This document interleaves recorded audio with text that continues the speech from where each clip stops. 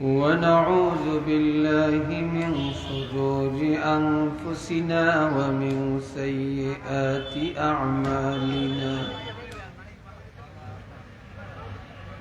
من يهده الله فلا مضل له ومن يضلله فلا هادي له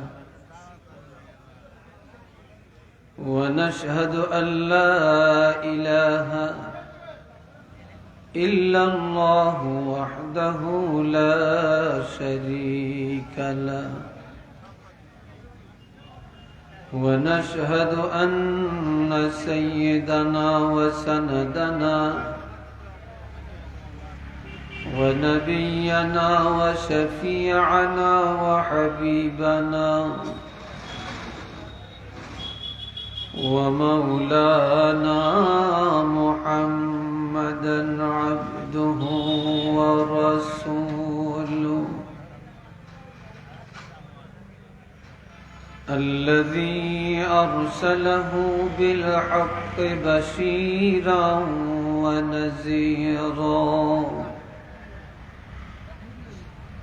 وداعيا إلى الله بإذنه وسراجا منيرا أما بعد فأعوذ بالله من الشيطان الرجيم بسم الله الرحمن الرحيم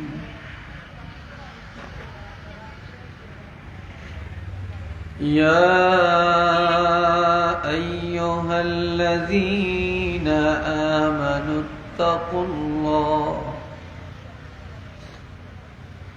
اتقوا الله ولتنظر نفس ما قدمت لغد واتقوا الله إن الله خبير بما تعملون صدق الله العظيم وصدق رسوله النبي الكريم وقال تعالى في شان حبيبه ومحبوبه مخبرا وآمرا إن الله وملائكته يصلون على النبي يا أيها الذين آمنوا صلوا عليه وسلموا تسليما محبته উচ্চ আওয়াজে সবাই বলুন সাল্লাল্লাহু কি বলিস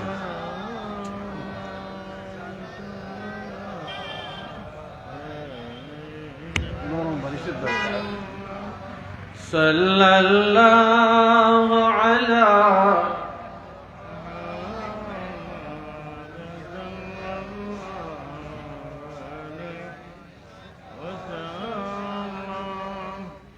আপনারা দুরূদ শরীফ পড়েন, মহব্বতে পড়েন। যারা উঠছেন, হাঁটাহাঁটি করছেন, আপনারা আল্লাহর ওয়াস্তে বসে যান। আসলে আমার প্রোগ্রামটা ছিল আরো পরে, ভাগ্য ভালো হয়তো আমি আগে পেয়ে গেলাম। তো আমি একটু আসছি, আগে চলে আসছি, একটু রেস্ট নিব। আর একজন হুজুর হয়তো আসতে বিলম্ব, ওই জন্য আমাকে আসতে হলো। আপনারা যারা উঠছেন, হাঁটছেন, এদিক সেদিক আছেন, চলাফেরা করছেন, ঘোরাফেরা করছেন, আরো পরে আসবেন ভাবছেন, আমি সবাইকে অনুরোধ জানাচ্ছি আল্লাহর ওয়াস্তে চলে আসে। সব জায়গায় মানুষের অভাব হতে পারে, কিন্তু কোনো বাজারে মাহফিল হলে সেখানে মানুষের অভাব হওয়ার কথা না। কাজল বাজার কেন্দ্রিক মাহফিলগুলো মানুষের সমাগম বেশি থাকে। আল্লাহর ওয়াস্তে আপনারা সবাই চলে আসুন আর মহব্বতে বলুন সাল্লাল্লাহু আলা মুহাম্মদ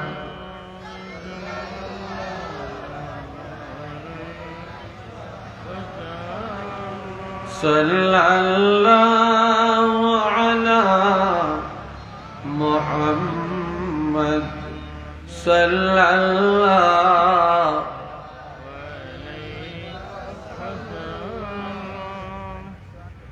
سعت الشجر نطق الحجر شق القمر بإشارته صلى الله على محمد صلى الله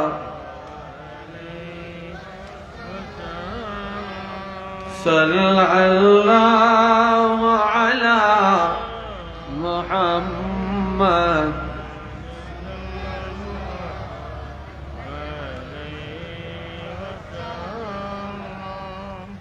بلغ العلا بكماله كشف الدجى بجماله حسنت جميع خصاله صلوا عليه وآله هو الحبيب الذي ترجى شفاعته لكل حول من الأحوال مقتحم بلغ العلا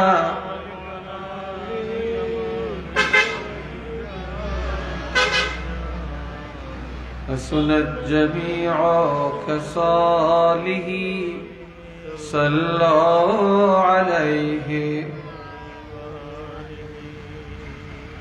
আলহামদুলিল্লাহ। আজকে কদমহাটা বিনয়শ্রী ইসলামী সমাজ সেবা পরিষদের উদ্যোগে আয়োজিত শামসুল উলামা আল্লামা ফুলতুরি সাহেব কিবলা রহমতুল্লাহ আলাইহি এলাকার সকল মুর্দেগানের ইসালে সওয়াব উপলক্ষে খতমে খাজগান ও তৃতীয় বার্ষিক ওয়াজ ও দোয়ার মাহফিলের সম্মানিত শ্রদ্ধেয় সভাপতি, আজকের সভাপতি কয়জন? 4 জন নাকি? আচ্ছা আচ্ছা। আজকের প্রধান অতিথি হযরত মাওলানা হাফিজ ফখরউদ্দিন চৌধুরী সাহেবজাদা ফুলতলি। আজকের প্রধান আকর্ষণ, একটু আগে যিনি আলোচনা করে চলে গিয়েছেন হযরত মাওলানা হাফিজ আবু হানিফ আনোয়ারি সাহেব। বিশেষ আকর্ষণ হযরত মাওলানা মুফতি শহীদুর রহমান মাহমুদাবাদী সাহেব। সম্মানিত বিশেষ অতিথিবৃন্দ, হযরত উলামায়ে কেরাম, আমার সামনে উপস্থিত মুরব্বিয়ানে কেরাম, যুবক ভাইরা, ছাত্র বন্ধুরা, পর্দার আড়ালের মা ও বোনেরা, আল্লাহ পাকের দরবারে শুকর আদায় করি উচ্চ কণ্ঠে মহব্বতে বলি আলহামদুলিল্লাহ। আলহামদুলিল্লাহ। আওয়াজটা ভালো হইছে না, আওয়াজে বোঝা যায় আপনারা মনে হয় অনেক দুর্বল, শীতে মনে হয় খুব আক্রান্ত করেছে। সবাই জবান খুলে আওয়াজ দিয়ে মহব্বতে বলুন আলহামদুলিল্লাহ। আলহামদুলিল্লাহ। মাশাআল্লাহ। শুকর আদায় করছি আল্লাহ পাক হাজার হাজার মানুষের মাঝ থেকে পছন্দ করে আল্লাহ পাকের পছন্দের মানুষদেরকে, নবীর পছন্দের উম্মতদেরকে, আশিকে রাসূলদেরকে, ওলি প্রেমিক মানুষগুলোকে এই বেহেশতের বাগানে বসার তৌফিক দান করছেন। এই জন্য আমরা উচ্চ আওয়াজে আরেকটা বার বলবো আলহামদুলিল্লাহ। আলহামদুলিল্লাহ। আমার ভাইয়েরা, আল্লাহ যাকে বেশি ভালোবাসেন, ভালো কাজের জন্য আল্লাহ যাকে কবুল করেন, তিনি অনেক দূরের থেকেও আসতে পারেন, আল্লাহ নিয়ে আসেন। আল্লাহ যদি কাউকে ভালো কাজের জন্য কবুল না করেন, তিনি একান্ত কাছে থাকলেও আসতে পারেন না। এখানে তালাশ করলে অনেক দূরের মানুষও পাবেন, আবার তালাশ করলে একান্ত কাছের মানুষও সবাইকে পাবেন না। কারণ এটা আল্লাহর পক্ষ থেকে মাকবুলিয়াত এবং মঞ্জুরিয়াত হতে হবে, আল্লাহ ভালোবাসতে হবে। নেক কাজ সবার পক্ষে সম্ভব হয় না। মসজিদে আজান হয়, অনেক দূরের থেকেও মানুষ এসে মসজিদে নামাজ পড়তে পারেন, আবার মসজিদের পাশের মানুষটাও মসজিদে গিয়ে জামাতে নামাজ আদায় করতে পারেন না। আমরা জানি আমাদের প্রত্যেকের দেহের মধ্যে একটা অন্তর আছে। কি বলেন, আছে না? অন্তর আছে। এই অন্তরটা একটা তালা। পৃথিবীতে যত তালা আছে, খোলার জন্য একটা চাবি আছে, কিন্তু অন্তর তালাটা, এটা খোলার জন্য কোনো চাবি হাটে বাজারে পাবেন না। এই চাবিটা হচ্ছে আল্লাহ পাকের কুদরতি হাত। আল্লাহ যেই দিকে চান ঘুরিয়ে দিতে পারেন, যেই দিকে চান ঘুরিয়ে দিতে পারেন। যেহেতু আমাদের অন্তরের মালিক হলেন আল্লাহ। হাজিরিন, অনেক সুন্দর আলোচনা শুনছেন, শুনবেন। আমি অত্যন্ত নালায়েক, খাকসার, গুনাহগার, সকল দিক থেকে আমি অযোগ্য। তারপরেও আপনারা যদি দোয়া করেন, আল্লাহ পাক যদি তৌফিক দেন, তাহলে কিছু বলতে পারব। দোয়া করেন আল্লাহ যেন আমাকে বলার মতো এলেম, যোগ্যতা, ক্ষমতা দান করেন। সবাই বলেন আমিন। আরেকবার বলেন আমিন। তবে আমার বরাবরে কেউ দাঁড়িয়ে থাকবেন না, স্টেজ বরাবরে কেউ দাঁড়িয়ে থাকবেন না, এটা আমার অনুরোধ থাকলো। কেউ দাঁড়িয়ে থাকলে এটা খারাপ দেখে আলোচনার মোড় ঘুরে যায়। যারা আসছেন বসে যাবেন।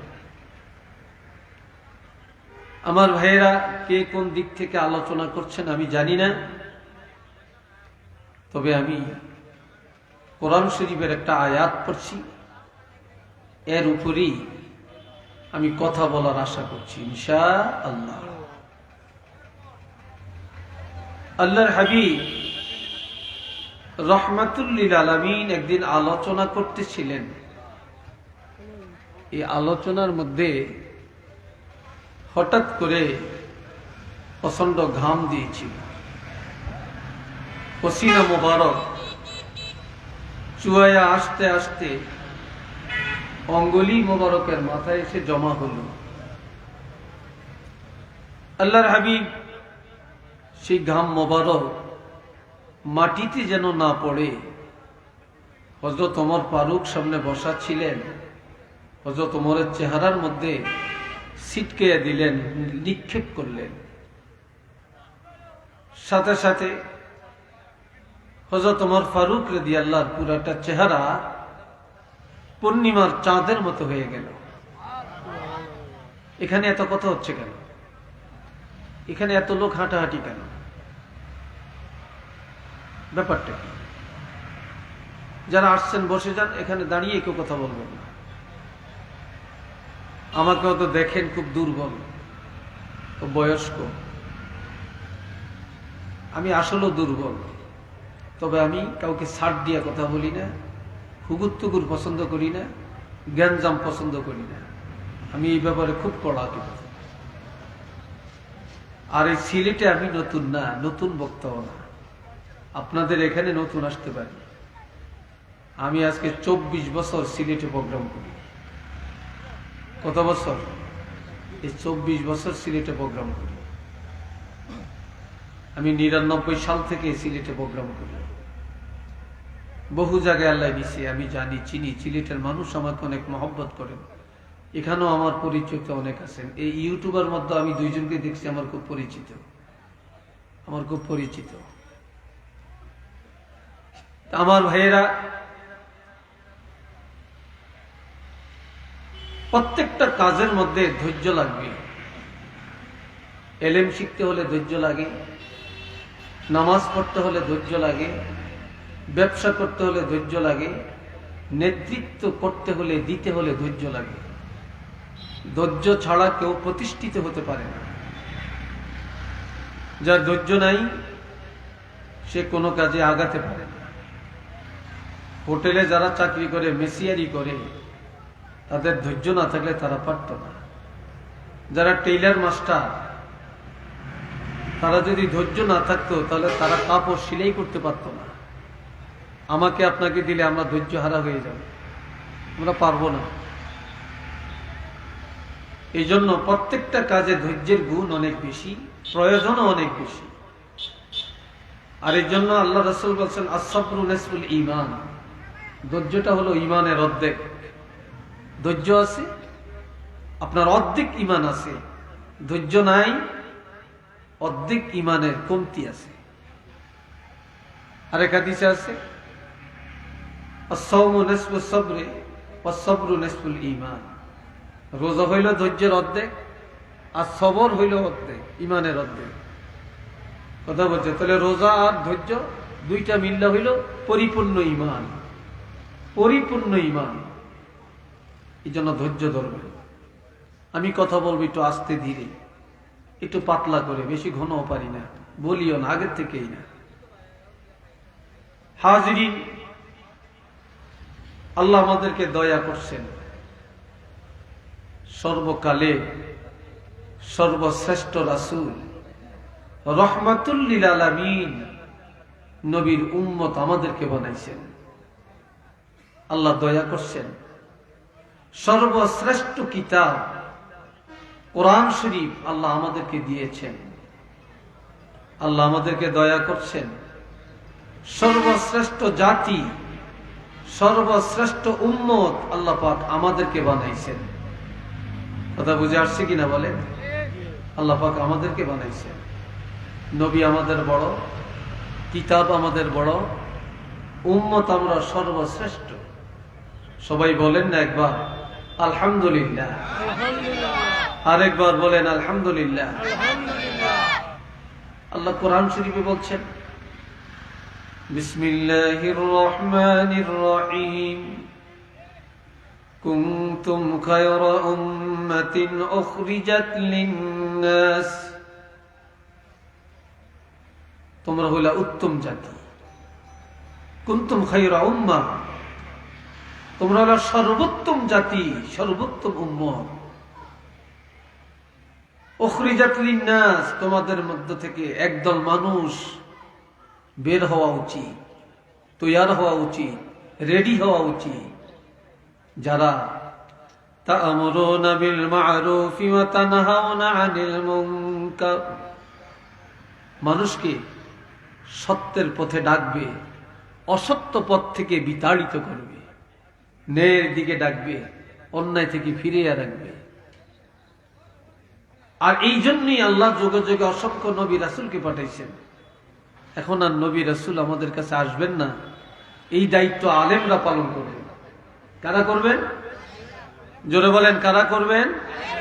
আলিমরা করবেন। আল্লাহ কোরআন শরীফে আরেক আয়াতে বলছেন, ইয়া আইয়ুহাল্লাযীনা আমানুত্তাকুল্লাহা ওয়া কুলু কাওলান সাদীদা, হে ঈমানদারেরা, আল্লাহকে ভয় করো। বলেন, আমরা কাকে ভয় করব? আওয়াজ দিয়ে বলেন, আমরা আল্লাহকে ভয় করব। এর টাইম আছে? আল্লাহকে ভয় করার কোনো টাইম আছে? কথা বলেন না, আছে? আমরা টাইম বানিয়ে নিছি, 24টা ঘন্টায় আল্লাহকে ভয় করতে হবে, মৃত্যু পর্যন্ত আল্লাহকে ভয় করতে হবে। কিন্তু আল্লাহকে ভয় করার টাইম আমরা নিজেরা বানিয়ে নিছি। তুফান লাগলে আমরা ভয় করি, ঠাডা দিলে আমরা ভয় করি, বিদ্যুৎ চমকাইলে আমরা ভয় করি, মহামারী রোগ দেখা দিলে আমরা ভয় করি। এই কথা ঠিক কিনা বলেন? ভয় করি। কিন্তু যখন তুফান চলে যায়, ঠাডা বন্ধ হয়ে যায়, ভূমিকম্প কমে যায়, একটু নরমালে চলে আসে, তখন আমাদের আর ভয় থাকে না। তখন আমাদের লেজ বাঁকা হয়ে যায়, ঠিক না? তখন আমাদের লেজ কি বাঁকা হয়ে যায়, তখন আর ভয়ের কথা মনে থাকে না। রোগ টোগ দেখা দিলে ভয় করে, তখন খতম করায়, হুজুর করে দাওয়াত দেয়। রোগটা ভালো হয়ে গেলে নামাজও নাই, দোয়াও নাই, খতমও নাই, তখন আর কিছুই লাগে না। এই অবস্থাটা। অথচ আমার আল্লাহ বলছেন, ইত্তাকুল্লাহ, আল্লাহকে ভয় করো, আল্লাহকে ভয় করো 24 আওয়ার্স, সব সময়। আর কি করো? ওয়াকুলু কাওলান সাদীদা, হক কথা বলো, উচিত কথা বলো। এখন উচিত কথাটা কি? উচিত কথাটা হলো, ন্যায়ের পথে মানুষকে ডাকো, অন্যায় করতে দেখছো এটা থেকে বিরত রাখো, মানুষকে ন্যায়ের দিকে ডাকো, সৎ পথে ডাকো, অন্যায় থেকে ফিরিয়ে রাখো। এই সম্পর্কে হযরত আবু হুরায়রা রাদিয়াল্লাহু থেকে হাদিস আছে। عن أبي هريرة رضي الله تعالى عنه قال قال رسول الله صلى الله عليه وسلم من رأى منكم منكرا فليغيره بيده فإن لم يستطع فبلسانه فإن لم يستطع فبقلبه وذلك أضعف الإيمان أو كما قال عليه الصلاة والسلام। হযরত আবু হুরায়রা রাদিয়াল্লাহু থেকে হাদিস, আল্লাহর হাবিব ইরশাদ ফরমান, তোমাদের মধ্যে কেউ যদি অন্যায় করে দেখতেছো, অন্যায় করে করে জাহান্নামী হয়ে যায়, এই লোকটাকে তোমরা হাত দ্বারা ঠেকাবে, হাত দিয়া, লাঠি দিয়া পিটাইয়া হলেও, আঘাত করে হলেও অন্যায় থেকে তাকে ফিরিয়ে রাখবে, অন্যায় করতে দিবে না। যদি এই ক্ষমতা না থাকে,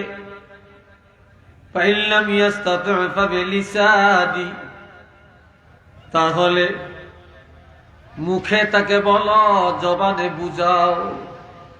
মুখ দিয়া বলো, মুখ দিয়া বলো যে ভাই তুমি অন্যায়টা কইরো না, ভাই তুমি নামাজটা পড়ো, ভাই তুমি মিথ্যাটা বইলো না, ভাই তুমি সুদ খাইও না, ভাই তুমি ঘুষ খাইও না, ভাই এই জুলুমটা তুমি কইরো না, আমরা মুসলমান, আমাদের জন্য এটা উচিত না। মুখ দিয়া বলতে কি সমস্যা আছে?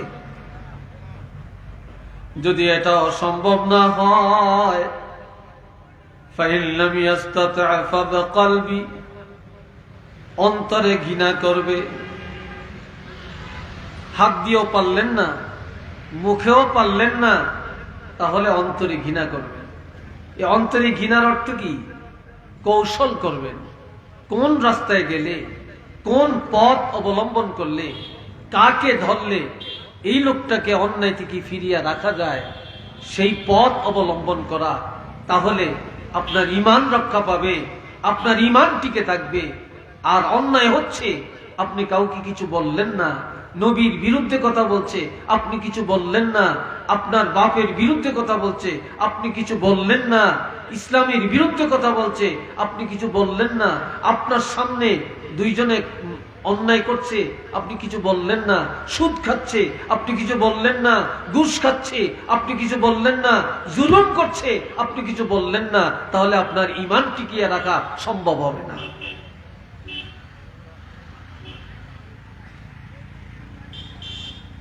এই জন্য আমার আল্লাহ বলছেন,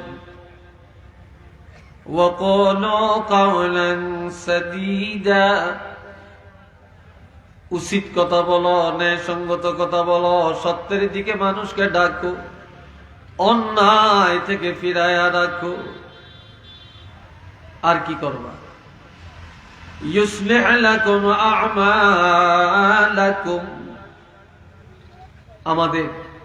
আমার দিকে চান, সবাই আমার দিকে চান, কেউ নড়বেন না। আমাদের নামাজে ত্রুটি আছে কিনা? কথা বলেন। চলাফেরায় ত্রুটি আছে কিনা? ইবাদতে ত্রুটি আছে কিনা? আমাদের ত্রুটির কোনো অভাব নেই, অন্যের কোনো শেষ নেই। যখন তোমরা আল্লাহকে ভয় করবে, সৎ পথে চলবে, মানুষকে সত্যের পথে ডাকবে, আমি আল্লাহ ঘোষণা দিলাম, ইউসলিহ লাকুম আ'মালাকুম, তোমাদের আমলগুলি সব শুদ্ধ হয়ে যাবে। আমলগুলো কি হবে? তোমাদের নামাজ ঠিক হবে, রোজা ঠিক হবে, চরিত্র ভালো হয়ে যাবে, আখলাক সুন্দর হয়ে যাবে। আখলাক যখন সুন্দর হয়ে যাবে, নামাজ যখন সুন্দর হয়ে যাবে, চরিত্র যখন ভালো হয়ে যাবে, আমি আল্লাহ আরেকটা পুরস্কার দিলাম। সেটা কি? ওয়াগফির লাকুম যুনুবাকুম, আমরা জানি তওবা করলে গুনাহ মাফ, ঠিক না? কিন্তু আমার আল্লাহ বলেন, তোমরা যদি আমি আল্লাহকে ভয় করো, তোমরা যদি হক কথা বলো, হক পথে চলো, আর তোমাদের আমল যখন ঠিক হয়ে যাবে, তখন আমি আল্লাহ ঘোষণা দিলাম, তোমাদের গুনাহ খাতা আমি আল্লাহ ক্ষমা করে দিব। সুবহানাল্লাহ মুখ দিয়ে আসে না? সবাই বলেন না? তোমাদের গুনাহগুলি আমি আল্লাহ কি করব? ক্ষমা করে দিব। وَمَن يُطِعِ اللَّهَ وَرَسُولَهُ, আর যে ব্যক্তি আল্লাহকেও মানে, রাসূলকেও মানে, আল্লাহর আইন মানে, রাসূলের তরিকায়। বলেন, আমরা নামাজ পড়বো কার তরিকায়? নবীর তরিকায়। নবী যেইভাবে পড়ছেন। আমরা রোজা রাখবো কার তরিকায়? হজ করবো কার তরিকায়? নবীর তরিকায়। যাকাত দিব, সমাজ গঠন করব, ব্যবসা করব, রাজনীতি করব, সমাজনীতি করব, নবীর তরিকায়। নবীর তরিকা ছাড়া আর কোন তরিকা আছে নাকি? যেই পিসাবের দরবারে নবীর তরিকা আছে, এটা হক দরবার। আর যেই পিসাবের দরবারে নবীর তরিকা নাই, এটা শয়তানের দরবার। কি বলেন?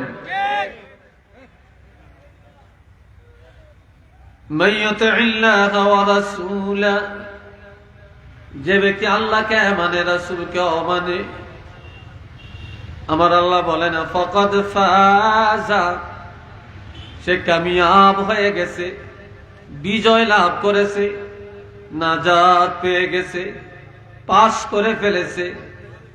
ফাওজান আযীমা, শুধু কামিয়াবি হয় না, আমার আল্লাহ বলেন এই লোকটা মহা পুরস্কারের মালিক, অর্থাৎ এই লোকটা জান্নাতুল ফেরদাউসের মালিক। সে জান্নাতুল ফেরদাউসের মালিক হয়ে গেছে। এবারে আসেন, এ বন্ধুরা আমার আল্লাহ বলেন ইয়া আইয়ুহাল্লাযীনা আমানুত্তাকুল্লাহা ওয়াল তানজুর নাফসুম মা কদ্দামাত লিগাদ ওয়াত্তাকুল্লাহ ইন্নাল্লাহা খাবীরুম বিমা তা'মালুন। আমার কথা বুঝেন আপনারা? বুঝেন? আসলে বুঝেন, দিল লাগাইয়া শুনবেন, আমলের নিয়তে শুনবেন। আমরা কান সুখ করার জন্য মাহফিলে আসি না। আমার আল্লাহ বলছেন ও ঈমানদারেরা, আল্লাহকে ভয় করো। কারে ভয় করো? আল্লাহকে ভয় করো। আল্লাহকে ভয় করো। আর আল্লাহকে ভয় করার সাথে সাথে প্রত্যেকটা মানুষের নজর রাখা উচিত, লক্ষ্য রাখা উচিত। কি লক্ষ্য রাখবেন? আপনি এখানে একটা ব্যবসা কেন্দ্র দিছেন, দোকান দিছেন, আপনার দোকানে সদাই পত্র আছে কিনা, মাল আছে কিনা, এটা নজর রাখতে হবে। কি লাগবে কি লাগবে না, এটা লক্ষ্য রাখা লাগবে। আপনি একজন কর্মচারী নিয়োগ করেছেন, সে ডিউটি সঠিকভাবে পালন করে কিনা, আপনাকে লক্ষ্য রাখা লাগবে। আপনি একটা পরিবার চালান, কখন চাল লাগবে, ডাল লাগবে, তৈল লাগবে, মরিচ লাগবে, হলুদ লাগবে, এটা আপনাকে লক্ষ্য রাখা লাগবে। আপনার ঘরে মেহমান আসছে, কি করা লাগবে কি লাগবে না, এটা আপনার লক্ষ্য রাখা লাগবে। আপনার জমিনে ফসল লাগিয়েছেন, ফসল করছেন, আপনার ফসলে কখন কি করা লাগবে, কখন সার দেওয়া লাগবে, কখন আগাছা সাফ করা লাগবে, কখন পানি দেওয়া লাগবে, এটা যেমন লক্ষ্য রাখতে হয়, এইভাবে আল্লাহ বলছেন তোমরা যারা ঈমানের দাবিদার, তোমরা আমি আল্লাহকে ভয় করো।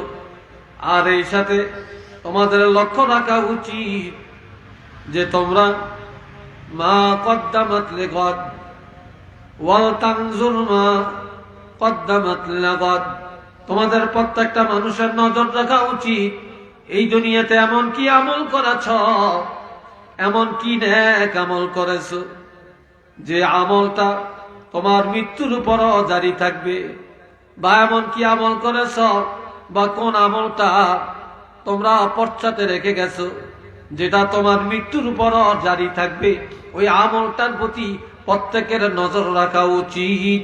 একটু চিল্লিয়া বলেন না সুবহানাল্লাহ। কিন্তু দুনিয়ার সব খবর রাখি, সব কিছুর প্রতি লক্ষ্য রাখি, কিন্তু নিজের আমলের প্রতি আমরা লক্ষ্য রাখি না। কি কথা ঠিক কিনা? নিজের আমলের প্রতি লক্ষ্য রাখি না। যে গাড়ি চালায় ড্রাইভার, সে লক্ষ্য রাখে তার এটা তেল ঠিক আছে কিনা, তারপরে গ্যাস আছে কিনা, তারপরে তার এটার কোনো জিনিস নষ্ট হয়েছে কিনা, ঠিক না? লক্ষ্য রাখে। ঠিক আমরা মুসলমান, আমরা ঈমানদার, আমাদের প্রত্যেকটা মুহূর্তে লক্ষ্য রাখতে হবে আমার ঈমান ঠিক আছে কিনা, আমার আমল ঠিক আছে কিনা, আল্লাহর হুকুম সঠিক পালন হচ্ছে কিনা, রাসূলের তরিকা পরিপূর্ণভাবে পালন হচ্ছে কিনা, এটা আমাদের প্রত্যেকটা মুসলমানের লক্ষ্য রাখা উচিত। ওয়াত্তাকুল্লাহ, একই আয়াতের মধ্যে কোন শব্দ যদি একাধিকবার আসে তাহলে এটা তাকিদ, এটা অধিক গুরুত্বের জন্য আসে। আল্লাহ পুনরায় বললেন ওয়াত্তাকুল্লাহ, আল্লাহকে ভয় করো, কারণ ইন্নাল্লাহা খাবীরুম বিমা তা'মালুন, নিশ্চিত আল্লাহ পাক তোমাদের আমলগুলির খবর জানেন। তোমরা যে কি করে জীবনটা কাটাও, কি করে তোমার জিন্দেগি কাটাও, তোমাদের পুরাটা জিন্দেগির আমলের খবর আল্লাহর জানা আছে। একটু চিল্লে বলেন না সুবহানাল্লাহ। আল্লাহ জানে কিনা? আরো জোরে বলেন আল্লাহ জানেন কিনা? না, আল্লাহ জানার বাহিরে কিছু আছে? এখানে অনেকে বসছেন, মাশাআল্লাহ, ওয়াজ শুনতে বসছেন, হয়তো আস্তে আস্তে পরে আরো আসবেন। আবার কিছু কিছু মানুষ জানে কোন সময় গেলে আবার সিন্নি পাওয়া যায়, এই টাইম মোতাবেক আসে। কথা ঠিক না? সিন্নিরও একটা টার্গেট আছে, আছে কিনা? সিন্নিরও একটা টার্গেট আছে।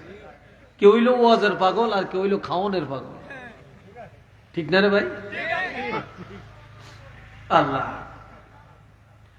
এ বাবাজি আমার, ইন্নাল্লাহা লা ইয়াখফা আলাইহি শাইউন ফিল আরদি ওয়ালা ফিস সামা। আসমানের মধ্যে যত কিছু আছে, জমিনের মধ্যে যত কিছু আছে, তার কোনটাই আমার আল্লাহর কাছে গোপন নাই। আল্লাহর কাছে গোপন বলতে কিছু আছে নাকি? চিল্লিয়ে বলেন আছে? আল্লাহর কাছে গায়েব বলতে কিছু আছে? সব জাহের, সব আল্লাহর নজরে। ইন্নাল্লাহা লাতীফুন খাবীর, সূক্ষ্ম সূক্ষ্ম বিষয়ের খবর আমার আল্লাহ জানেন। সাগরের নিচে কি আছে আমরা জানি না, বাতাসের মধ্যে কি ঘুরছে আমরা জানি না, মাটির ভিতরে কি লুকিয়ে আছে আমরা জানি না, পানির ভিতরে কি আছে আমরা জানি না, আমাদের অন্তরে কি আছে জানি না। আরো 10 বছর বাঁচলে অন্তরে কি চিন্তা আসবে সেটাও জানি না, 50 বছর পরে কি হবে সেটাও জানি না। কিন্তু আমার আল্লাহ সব জানেন, সব জানেন। আল্লাহ জানার বাহিরে কিছু নাই। আরো 50 বছর যদি আপনি বেঁচে থাকেন, 50 বছর পরে আপনার অন্তরে কোন চিন্তাটা আসবে সেটাও আল্লাহ জানেন, সেটাও আল্লাহ কি? আল্লাহ জানেন। একটু মারহাবা কর না, সুবহানাল্লাহ বলেন না। আল্লাহ জানেন, আল্লাহ জানার বাহিরে কিছু নেই। এ বন্ধুরা নে আমার, এই জন্য পৃথিবী জমিনে আমরা 2 দল মানুষ। কয় দল? আর একটু জোরে কর। এক দলের ঈমান আছে আর এক দলের ঈমান নাই, ঠিক নি? এক দলের ঈমান আছে আর এক দলের ঈমান নাই। আর যারা ঈমানের দাবি করে তাদের মধ্যে অনেক দল, আর যারা ঈমান নাই তাদের মধ্যে অনেক দল। আমার নবী বলেছেন, বনি ইসরাঈলের মধ্যে ছিল 72টা দল, আর আমার উম্মতের মধ্যে হবে 73টি দল। তবে তার মধ্যে একটা দল নাজাত পাবে, সেই দলটা হলো মা আনা আলাইহি ওয়া আসহাবি, যারা আমি আর আমার সাহাবায়ে কেরামের নিয়ম নীতির মধ্যে থাকবে, একমাত্র তারাই নাজাত পাবে। সাহাবীরা জিজ্ঞাসা করলেন, ইয়া রাসূলুল্লাহ, তারা কারা? রাসূল বলছেন, তারা হলো আহলুস সুন্নাত ওয়াল জামাআ, তারা হলো আহলুস সুন্নাত ওয়াল জামাতের দল। একমাত্র তারাই নাজাত প্রাপ্ত দল, একমাত্র জান্নাতি দল। একটু চিল্লে বলেন না সুবহানাল্লাহ।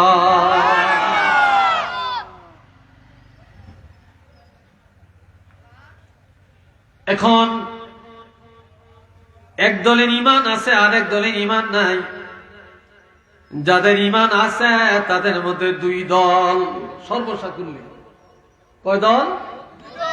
কথা বলেন, কয় দল? দুই দল। একটা দল সারাক্ষণ নেক আমলে ব্যস্ত, এরা সংখ্যায় কম, আল্লাহকে রাজি করার কাজে ব্যস্ত।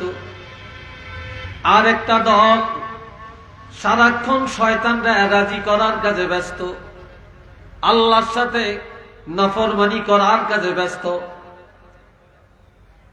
আসেনি এরকম? হ্যাঁ, দুনিয়াতে ইমানদারের সংখ্যা বেশি না নাফরমানের সংখ্যা বেশি? নেককারের সংখ্যা বেশি না গুনাহগারের সংখ্যা বেশি? এখন বেশি যে কত বেশি এটার কোনো হিসাব নাই, ঠিক না? এটার কোনো হিসাব নাই। বাবা তোমরা বসো বসো, আসছো বসে যাও, সামনে দাঁড়িয়ে থাকলে খারাপ দেখা যায়। যদি মাহফিল নাকি তোমাদের জুতা খুলতে সমস্যা? কি সমস্যা কি আপনাদের? বসে এই বাবাজিরা খেয়াল করেন, খুব গভীর ভাবে খেয়াল করেন। নেককারের মধ্যে ইমানদারের মধ্যে দুইটা দল। একদল সারাক্ষণ আল্লাহর ইবাদতে নবী সুন্নত তরিকায় জীবনটা কোরবানি দেওয়ার চেষ্টা করে। আর একটা দল সারাক্ষণ নাফরমানির কাজে, শয়তানের কাজে জীবনটা ব্যয় করে। এখন যারা আল্লাহর পথে জীবন কাটায় তাদের পরিচয় আল্লাহ দেন, তাদেরকে আল্লাহ কোথায় রাখবেন?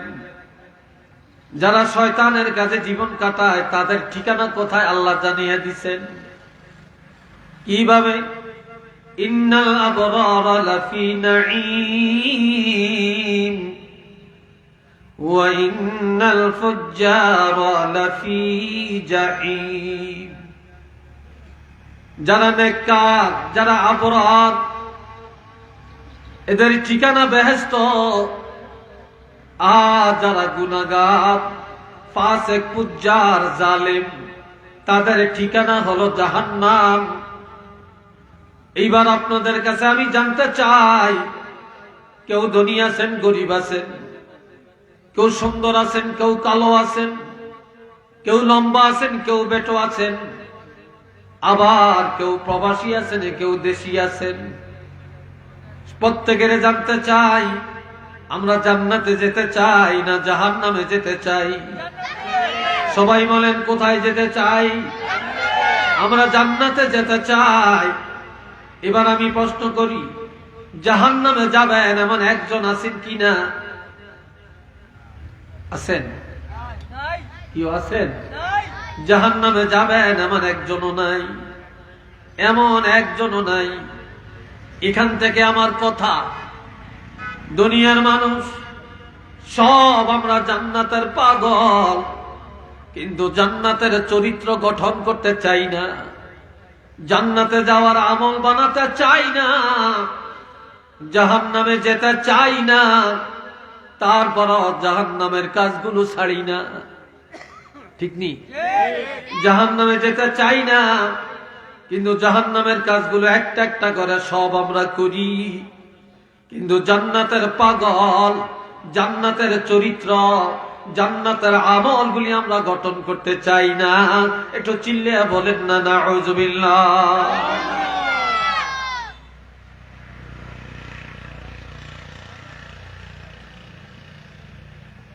এ বাবাজি আমার, এক সাহাবী বললেন, ইয়া রাসূলুল্লাহ, আমাকে এমন একটা আমলের কথা বলে দেন, আমি 5 ওয়াক্ত নামাজ আদায় করি, নামাজের পরে অনেক সময় আমার মাঝে মাঝে বাকি। 5 ওয়াক্ত নামাজ, এটা তো এক টাইমে না, 24 ঘন্টায়। এক ওয়াক্ত নামাজ থেকে আরেক ওয়াক্ত পর্যন্ত মাঝখানে একটা ফাঁকা আছে না, খালি আছে না? বলেন, ইয়া রাসূলুল্লাহ, আমাকে এমন কিছু আমলের কথা বলে দেন আমি যেন আমার অবসর সময়টা কাটাতে পারি। আল্লাহর হাবিব বললেন, তুমি 5 ওয়াক্ত নামাজের পরে নামাজের ফাঁকে ফাঁকে যেই সময়টা থাকবে এই সময়ের মধ্যে দুরূদ শরীফ পড়ো। কি পড়ো? দুরূদ শরীফ পড়ো। সাহাবী বললেন, ইয়া রাসূলুল্লাহ, আমি কতবার দরুদ পড়ব? নবী বললেন, তুমি সময় নির্ধারণ করো। সাহাবী বললেন, ইয়া রাসূলুল্লাহ, 3 ভাগের 1 ভাগ সময় আমি দুরূদ শরীফ তেলাওয়াত করব। নামাজের বাইরে যে সময়টা তার 3 ভাগের 1 ভাগ। নবীজি বললেন, যদি এইভাবে দুরূদ শরীফ পড়ো তোমার গুনাহগুলি আল্লাহ মাফ করে দিবেন, তোমার উপর আল্লাহ রহমত নাজিল করবেন, তোমার মান সম্মান ইজ্জতের হেফাজত আল্লাহ করবেন। সাহাবী বললেন, আমি 4 ভাগের।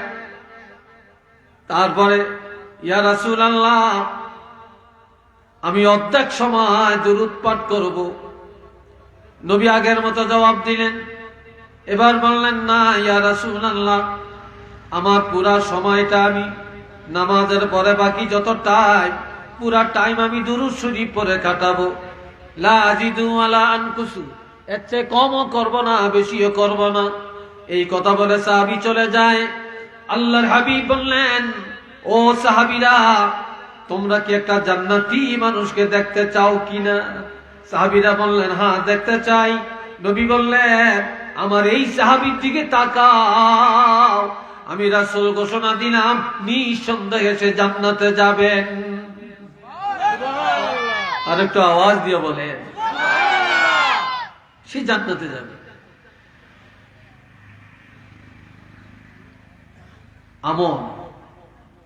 এই জন্য আমার আল্লাহ বলছেন, فَأَمَّا مَنْ طَغَى وَآثَرَ الْحَيَاةَ الدُّنْيَا فَإِنَّ الْجَحِيمَ هِيَ الْمَأْوَى وَأَمَّا مَنْ خَافَ مَقَامَ رَبِّهِ وَنَهَى النَّفْسَ عَنِ الْهَوَى فَإِنَّ الْجَنَّةَ هِيَ الْمَأْوَى। সবাই পড়েন, সাল্লাল্লাহু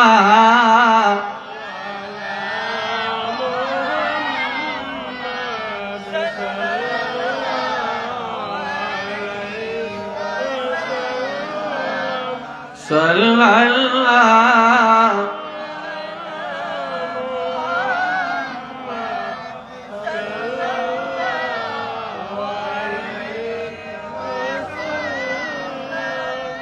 সবাই উচ্চ আওয়াজে বলেন আলহামদুলিল্লাহ। আল্লাহ আসছেন তো, অনেকেই আসছেন, আরো আসবেন, আরো আসবেন। অনেকে দোকানপাট এসি বন্ধ টন্ধ কিরা বাড়ি থেকে খাইয়া দেয় আসে। আর অনেকে বুঝে, যেহেতু মাহফিল কতক্ষণ শেষ হইব এটা জানে, ঠিক না? তারপর আলহামদুলিল্লাহ আসছেন অনেকেই। এই ভাইয়েরা আমার খেয়াল করেন, فَأَمَّا مَنْ طَغَى, আমার আল্লাহ বলেন, যে ব্যক্তি গুনাহ করতে করতে, নাফরমানি করতে করতে, বেনামাজি হইতে হইতে, হারাম খাইতে খাইতে নিজকে দূর ভাগা বানিয়ে দিছে, হতভাগা বানিয়ে দিছে, হতভাগ হয়ে গেছে। আমরা তো এটা করতে আছি, হারাম তো খাইতে আছি। وآثر الحياة الدنيا, আর আখিরাতের জিন্দেগির চেয়ে দুনিয়ার জিন্দেগিকে প্রাধান্য দিয়া চলছে। আখিরাত তুচ্ছ, এটাকে ড্যাম কেয়ার। দুনিয়ার জীবনটাই দামি মনে করছে, দুনিয়ার জীবনটাকে অত্যন্ত প্রাধান্য দিয়ে চলছে, আখিরাতের জিন্দেগিটাকে একেবারে নগণ্য মনে করছে। আখিরাতের জিন্দেগি যদি আমরা বড় মনে করতাম, আজ সমাজে এত অন্যায় হইতো না, এত জুলুম হইতো না, এত নির্যাতন হইতো না, এত হিংসা চলতো না। দুনিয়াটা কি আমরা বড় মনে করছি। فأما من طغى وآثر الحياة الدنيا فإن الجحيم هي المأوى লাভ হইছে কি? এই কথা নাই। কে কথা বলছে কেন? এই কথা বলছে কি? বাচ্চাগুলো কারা কথা বলছে? কিসের কথা এখানে? কথা আমি বলবো, সবাই শুনবেন।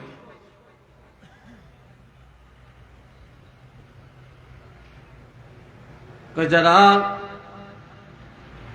অন্যায় করতে করতে করতে করতে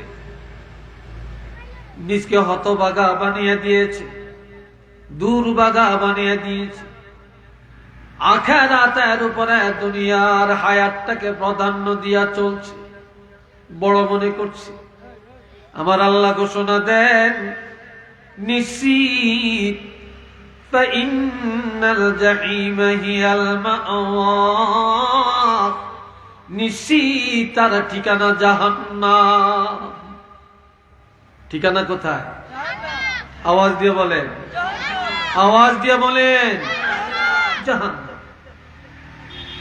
এটা কি আমি দিলাম না হুজুররা দিছে না কে দিছে? জোরে বলেন, কে দিছে? আল্লাহর কথারই যদি আমরা মানতাম, আল্লাহর কথারই যদি গুরুত্ব দিতাম, তাহলে মানুষ তো দুনিয়াতে অন্যায় করতে পারে না।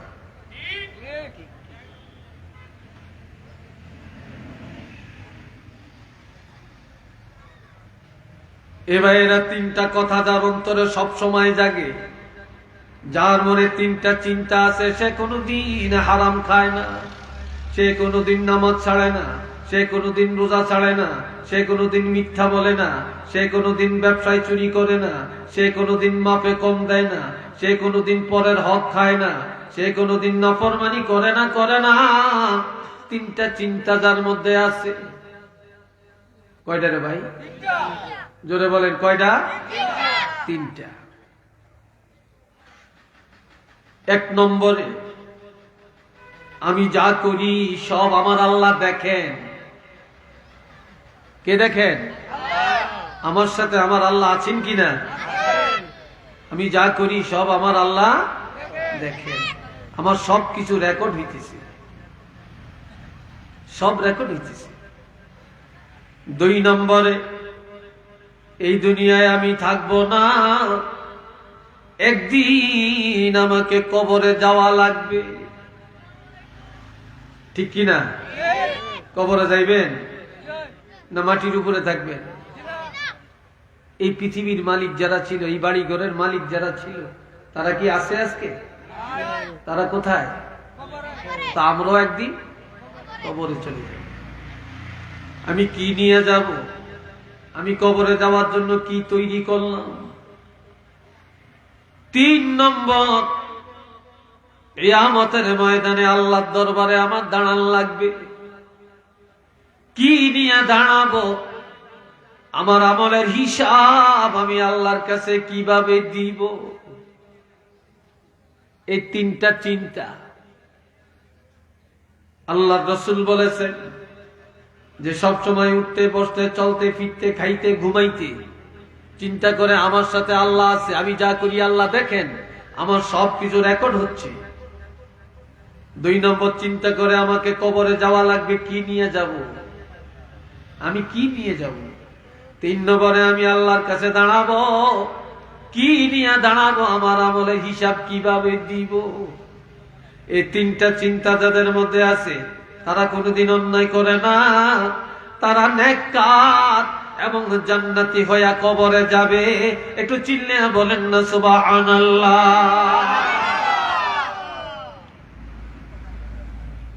আরেক হাদিসে আছে, একটা জিনিস মানুষের আমলকে তাজা করে, আরেকটা জিনিস মানুষের ঈমানকে তাজা করে। কি তাজা করে? ঈমানকে তাজা করে। আরেকটা মানুষের আমলকে তাজা করে।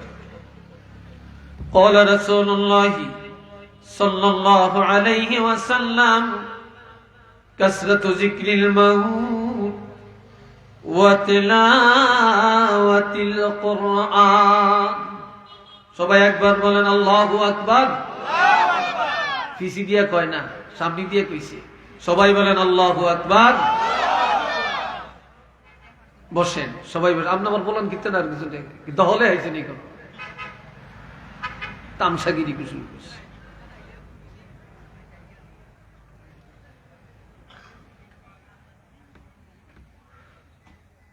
আল্লাহ, এ ভাইয়েরা শুনেন, আমার নবী বলেন কাসরাতু যিকরিল মাউত, যেই লোকটা সব সময় মৌতের চিন্তা করে যে আমার সাথে মৃত্যু আছে, কখন জানি আমার মৃত্যুটা হয়ে যায়, আমি জানি আর বাড়ি যাইতে পারিনি, আমি জানি বসলে দাঁড়াতে পারিনি, দাঁড়াতে বসতে পারিনি, ঘুমাইছি আমি জানি জাগ্রত হতে পারিনি। সব সময় যারা কবরের চিন্তা, মৌতের চিন্তা করে। 2 নম্বর, যারা বেশি বেশি কোরআন তেলাওয়াত করে, মৌতের চিন্তায় আমল তাজা হয়ে যায়, আর কোরআন তেলাওয়াতের দ্বারা ঈমান তাজা হয়ে যায়। কোরআন তেলাওয়াতের দ্বারা ঈমান তাজা হয়, আর মৌতের চিন্তায় আমল তাজা হয়। কন্যা একটু সুবহানাল্লাহ। এই চিন্তাই তো আমাদের নাই, এই চিন্তাই তো আমাদের নাই। বন্ধুরা রে আমার, وَأَمَّا مَنْ خَافَ مَقَامَ رَبِّهِ وَنَهَى النَّفْسَ عَنِ الْهَوَى فَإِنَّ الْجَنَّةَ هِيَ الْمَأْوَى। আমার আল্লাহ বলেন, যে ব্যক্তি সব সময় আমার আল্লাহকে ভয় করে, কি ভয়? হায় হায় আমি আল্লাহর দরবারে কেমনে দাঁড়াবো, রবের কাছে কি নিয়ে যাব, কিভাবে দাঁড়াবো, আমি আমার আল্লাহর কাছে কি জবাব দিব, হায় হায় আমার উপায় কি? ওয়ানাহান নাফসা আনিল হাওয়া, আর গুনাহ দেখলে নিজ আত্মাকে গুনাহ থেকে বাঁচিয়ে রাখে, অন্যায় দেখলে আল্লাহর ভয়ে নিজকে বাঁচিয়ে রাখে, অন্যায় দেখলে নিজকে বাঁচিয়ে রাখে। একজনে খেলার দিকে ডাকছে, মসজিদে মুয়াজ্জিন আযান দিচ্ছে হাইয়া আলাস সালাহ, এখন মন টানতেছে খেলা দেখার জন্য, আবার মুয়াজ্জিন ডাকতেছে নামাজের দিকে। এখন যদি আপনি এই অন্যায়ের দিকে না যায়, আপনি নামাজের দিকে যান, চুরির দিকে না যায় ভালো কাজে ফিরে আসেন, জিনার দিকে না যায় আপনি যদি ন্যায়ের দিকে ফিরে আসেন, অন্তরের সাথে জিহাদ করে। যে ব্যক্তি গুনাহ দেখলেই তাকে ঘৃণা করে, গুনাহ দেখলেই ঘৃণা করে, ঘৃণা করে গুনাহ থেকে নিজকে বাঁচিয়ে রাখিয়া নেক আমলের দিকে ধাবিত হয়ে যায়, আমার আল্লাহ ঘোষণা দেন ফাইন্নাল জান্নাতা হিয়াল মাওয়া, এমন লোকটা তার ঠিকানা বানিয়ে নিল বেহেশত। একটু চিল্লিয়ে বলেন না সুবহানাল্লাহ।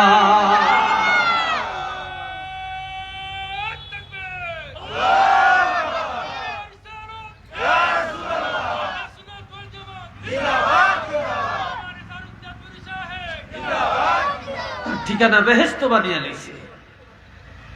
আজ মুসলমান, এই জন্য আমি বলি দুনিয়াতে এখন সব ভালো পাওয়া যায় রে, সব ভালো পাওয়া যায়। আপনি যদি তালাশ করেন, বাজারে গেছেন, ভালো মাছ পাবেন, ভালো তরকারি পাবেন, ভালো তৈল পাবেন, ভালো ডাল পাবেন, ভালো চিনি পাবেন, ভালো ব্যবসায়ী পাবেন, ভালো ধনী পাবেন, ভালো রাজনীতিবিদ পাবেন, ভালো চেয়ারম্যান পাবেন, ভালো মেম্বার পাবেন, ভালো এমপি পাবেন, ভালো সরকার পাবেন, ভালো একজন বক্তা পাবেন, ভালো একজন আলেম পাবেন, কিংবা ভালো একজন মুফতি পাবেন। আমার ভাই, ভালো ডাক্তার পাবেন, ভালো ইঞ্জিনিয়ার পাবেন, ভালো বৈজ্ঞানিক পাবেন, ভালো বাড়ি পাবেন, ভালো ভালো সব পাবেন। কিন্তু যদি তালাশ করেন, বর্তমানে ভালো একজন মুসলমান পাওয়া কঠিন। কথা ঠিক কিনা?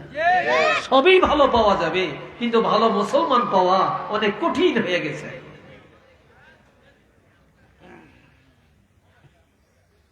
এই জন্য আমার আল্লাহ বলছেন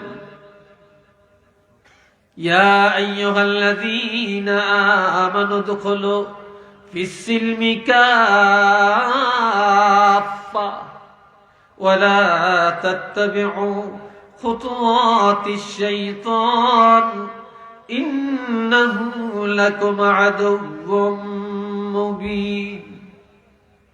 আমার দিকে চাও, হে ঈমানদারগণ, তোমরা ইসলামে প্রবিষ্ট হও পরিপূর্ণভাবে। তোমরা এক কাজে মুসলমানি, আর এক কাজে বেঈমানি, এক কাজে মুসলমানি আর এক কাজে শয়তানি নাকি? মসজিদে গেলে পাক্কা মুসলমান, তারপরে রাজনীতির ময়দানে গেলে দেখা যায় সিটার দি গ্রেট। কথা ঠিক কিনা?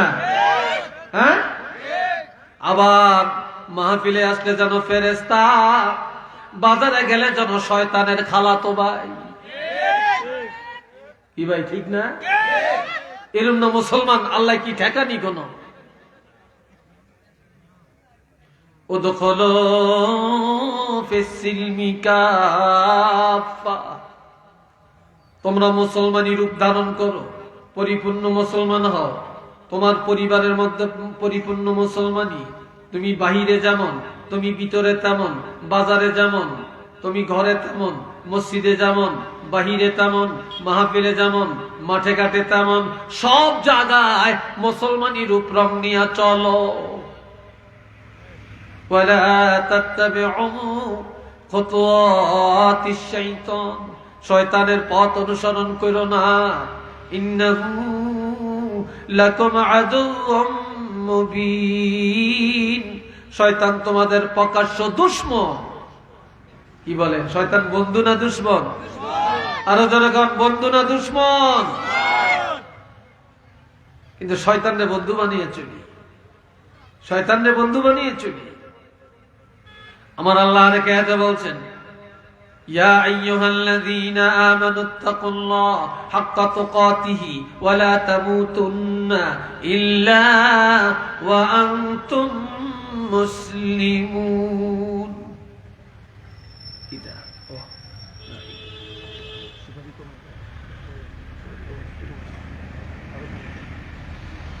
এই বন্ধুরা, আমার কষ্ট হয় আপনাদের? চিল্লিয়া বলেন, কষ্ট হয়? বিরক্ত লাগছে আপনাদের? হ্যাঁ, একটু দুরূদ শরীফ মহব্বতে পড়েন। সাল্লাল্লাহু আলা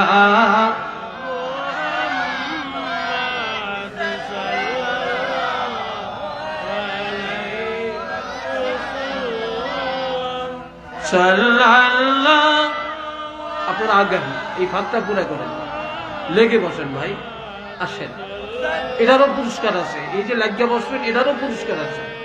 আসেন, একটু খালি থাকবেন, ইনশাল্লাহ দেখবেন শেষ মুহূর্ত পর্যন্ত পুরাটা প্যান্ডেল ভরবে ইনশাল্লাহ। আল্লাহ ভরবে। ভরাবেন কে? আল্লাহ ভরাবেন। আপনারা আসেন, আগান আগান আগান ভাই, আগান ইনশাল্লাহ।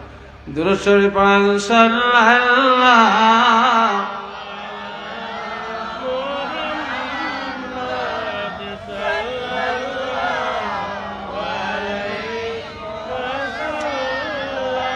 আরো জোরে সাল্লাল্লাহু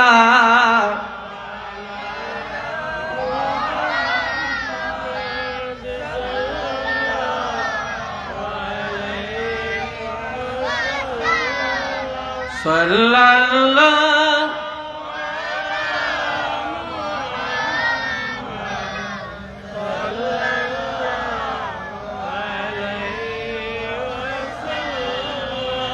মোহাব্বতে একবার বলেন আলহামদুলিল্লাহ, আর একবার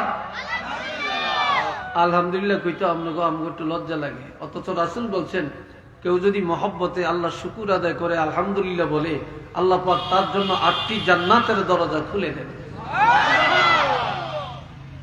কেউ যদি একবার সুবহানাল্লাহ বলে, বেহেশতের মধ্যে আল্লাহ তার জন্য একটা বাগান সাজিয়ে দেন।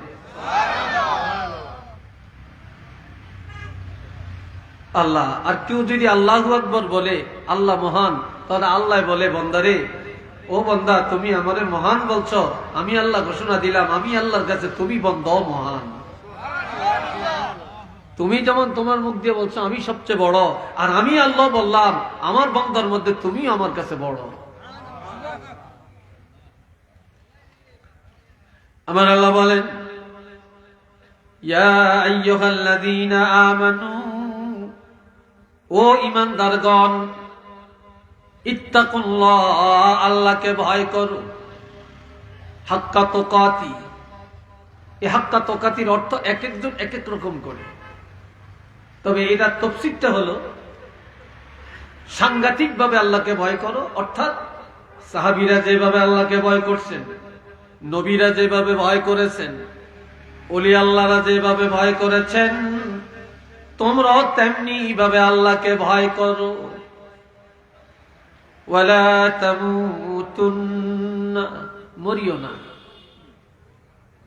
তবে কখনো মরিও না তোমরা। এক কথা, তোমরা মৃত্যুবরণ করিই না, মরিওই না, মরণের দরকার নেই তোমাদের।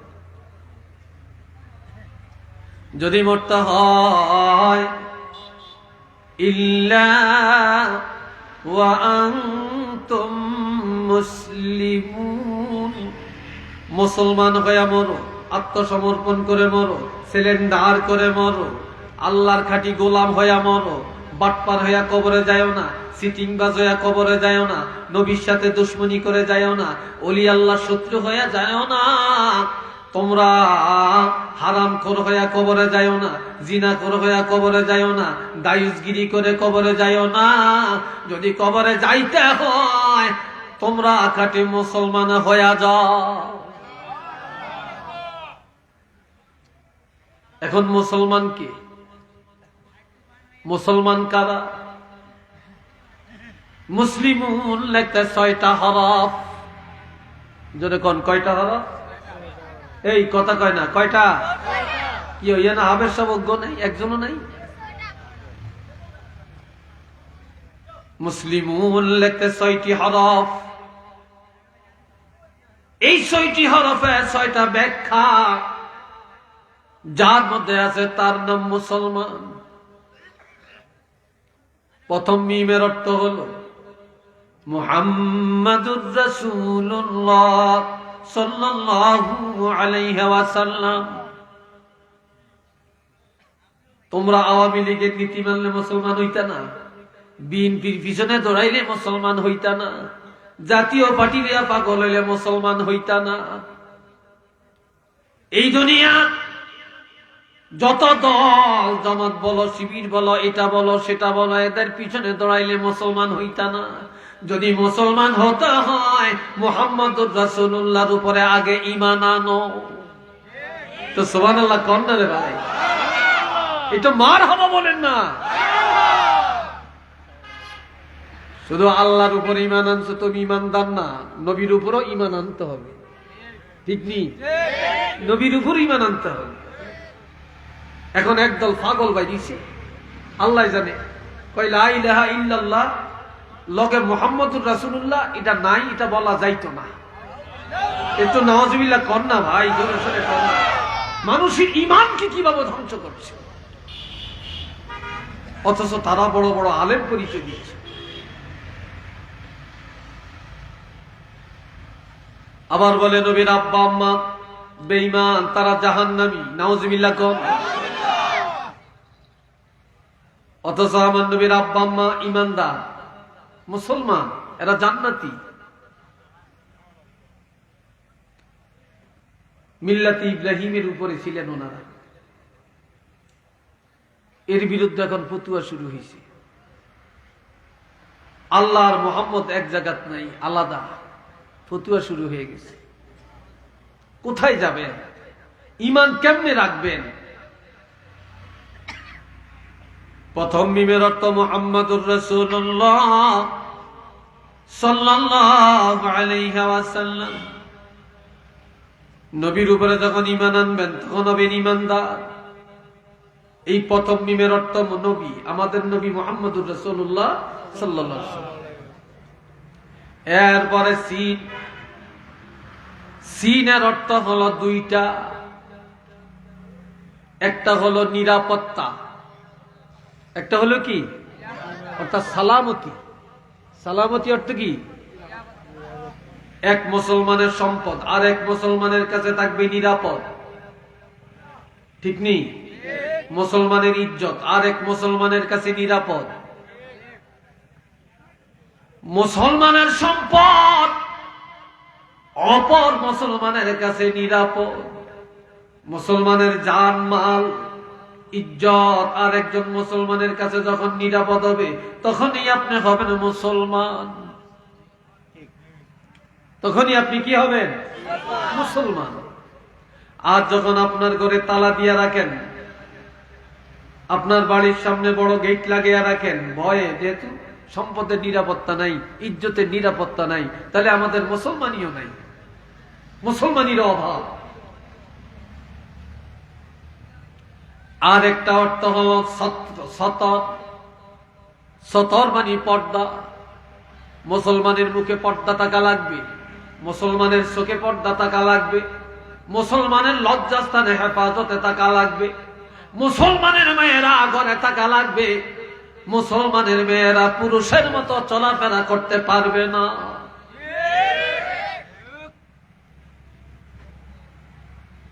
যখন যখন লজ্জাস্থান হেফাজতে থাকবে তখনই হবেন বা তখনই আমরা হব মুসলমান। এরপরের হরফটার নাম হলো লাম। লামের অর্থ লিল্লাহ।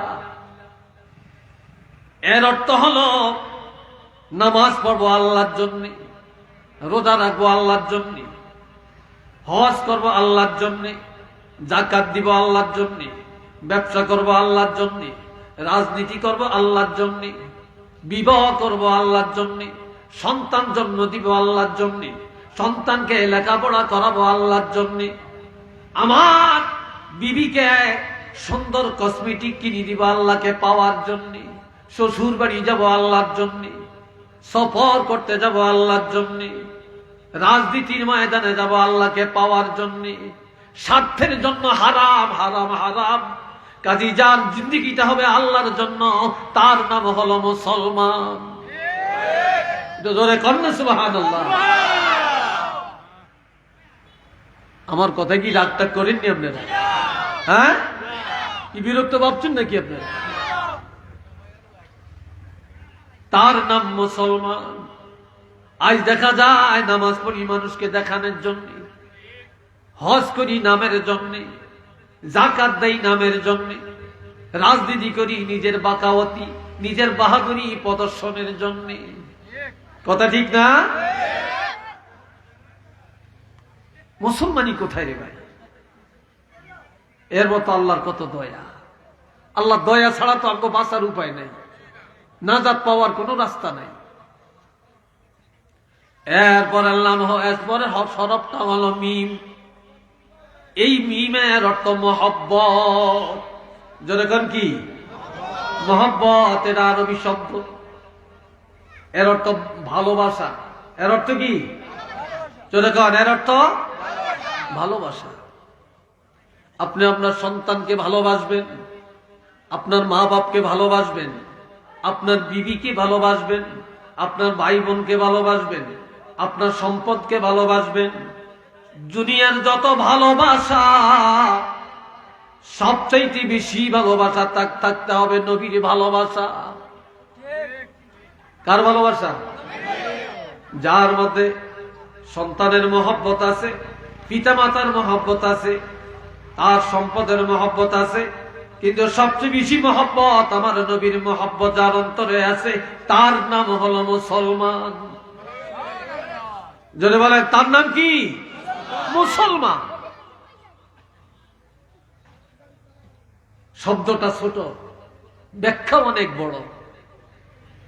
মুখ দিয়ে বললেই মুসলমান মুসলমান, খুব ছোট্ট একটা শব্দ। এটা যে কত ব্যাপক, কত সুবিস্তৃত। এরপরে হরফের নাম হলো ওয়াও।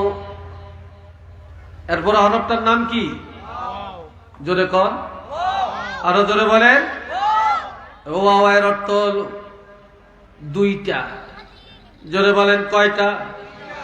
এক নম্বরে ওয়াদা, যার লেনদেনে ওয়াদা ঠিক, যার কথাবার্তায় ওয়াদা ঠিক, যার ব্যবসা বাণিজ্যে ওয়াদা ঠিক, যার আচার বিচারে ওয়াদা ঠিক, যার কথাবার্তায় ওয়াদা ঠিক।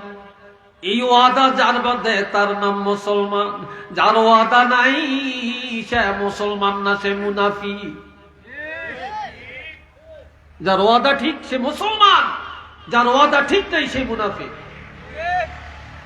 قال رسول الله صلى الله عليه وسلم آيات المنافق ثلاثة زاد المسلم وإن صام وإن صلى إذا حدث كذب وإذا وعد أخلف وإذا أؤمن خان أو كما قال عليه الصلاة والتسليم। এ বাবাজি খেয়াল করেন, আমার রাসূলের সাদ ফরমান মুনাফিকের আলামত তিনটি। এটা হলো মুমিন মুনাফিক যারা। আর আলামত কয়টা? কি আমি মনে বুঝাইতে পারি না আপনাদেরকে, বলেন আলামত কয়টা? তিনটা। ইমাম মুসলিম বলেছেন জাদাল মুসলিম ওয়াইন সামা ওয়াইন সাল্লা, যদিও সে নামাজ পড়ে, যদিও সে রোজা রাখে, রোজা রাখলো মুনাফিক, নামাজ পড়লো মুনাফিক। এই তিনটা আলামত যার মধ্যে থাকবে, সে রোজা রাখলো মুনাফিক, সে নামাজ পড়লো কি মুনাফিক। এক নম্বরে ইজা হাদ্দাসা কাযাবা, যখন এই কোনো কথা বলবে মিথ্যা বলবে, যখন এই কোনো খবর দিবে মিথ্যা দিবে, যখন এই কোনো ঘটনা বলবে মিথ্যা বলবে।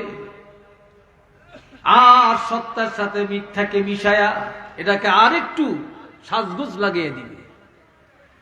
মিথ্যা, সব মিথ্যা, সব জায়গায় মিথ্যা, বেচা কিনাই মিথ্যা, মিথ্যা লেনদেনে মিথ্যা, বিবাহ শাদীতে মিথ্যা। মাইয়া কোরআন পড়তে পারে না, বিয়ের সময় মা তুমি কোরআন জানো নি? কই কি কোরআন পড়তে পড়তে হাফিজ হয়ে গেছে, আসলে কোরআন পড়তেই জানে না। কি কথা ঠিক না? আবার বিদেশের থেকে আসছে, মাশাআল্লাহ খাইয়া দেয়া ফল ফ্রুট খুরমা খাজুর একবারে নাদুস টুদুস চেহারা লইয়া বাংলাদেশও ফিরিয়ে আইছে। হিতে ক্লাস 5 পর্যন্ত বসছে, অনে এমএ পাস মাইয়া টোয়াইতে আছে, হিতে চেহারায় বোঝা যায় হিতে এর উপর আরো কিছু বসছে, কিন্তু হচ্ছে 5 পর্যন্ত। কি ভাই কথা ঠিক কিনা? এমএ পাস মাইয়াকে বিয়ে করিয়ে আজকাল শিক্ষিত ছেলেরা, ভালো শিক্ষিত মানুষ এমএ পাস বাংলাদেশে চাকরি করে, টাইটেল পাস বাংলাদেশে চাকরি করে, বালা মাইয়া করতে বিয়ে দিতে চায় না। আর বিদেশের তেল মূর্খ যদি আইয়ে হের কাছে ঢকের মাইয়া করবে কিনে হাইদা দিয়ে হাইদা দিয়ে। কি রে ভাই কথা ঠিক না? হাইদা দিয়ে ইয়া করে চাই না। আবার বিদেশিরা রাগটা করিয়ে না, আমরা কিসমত বালা।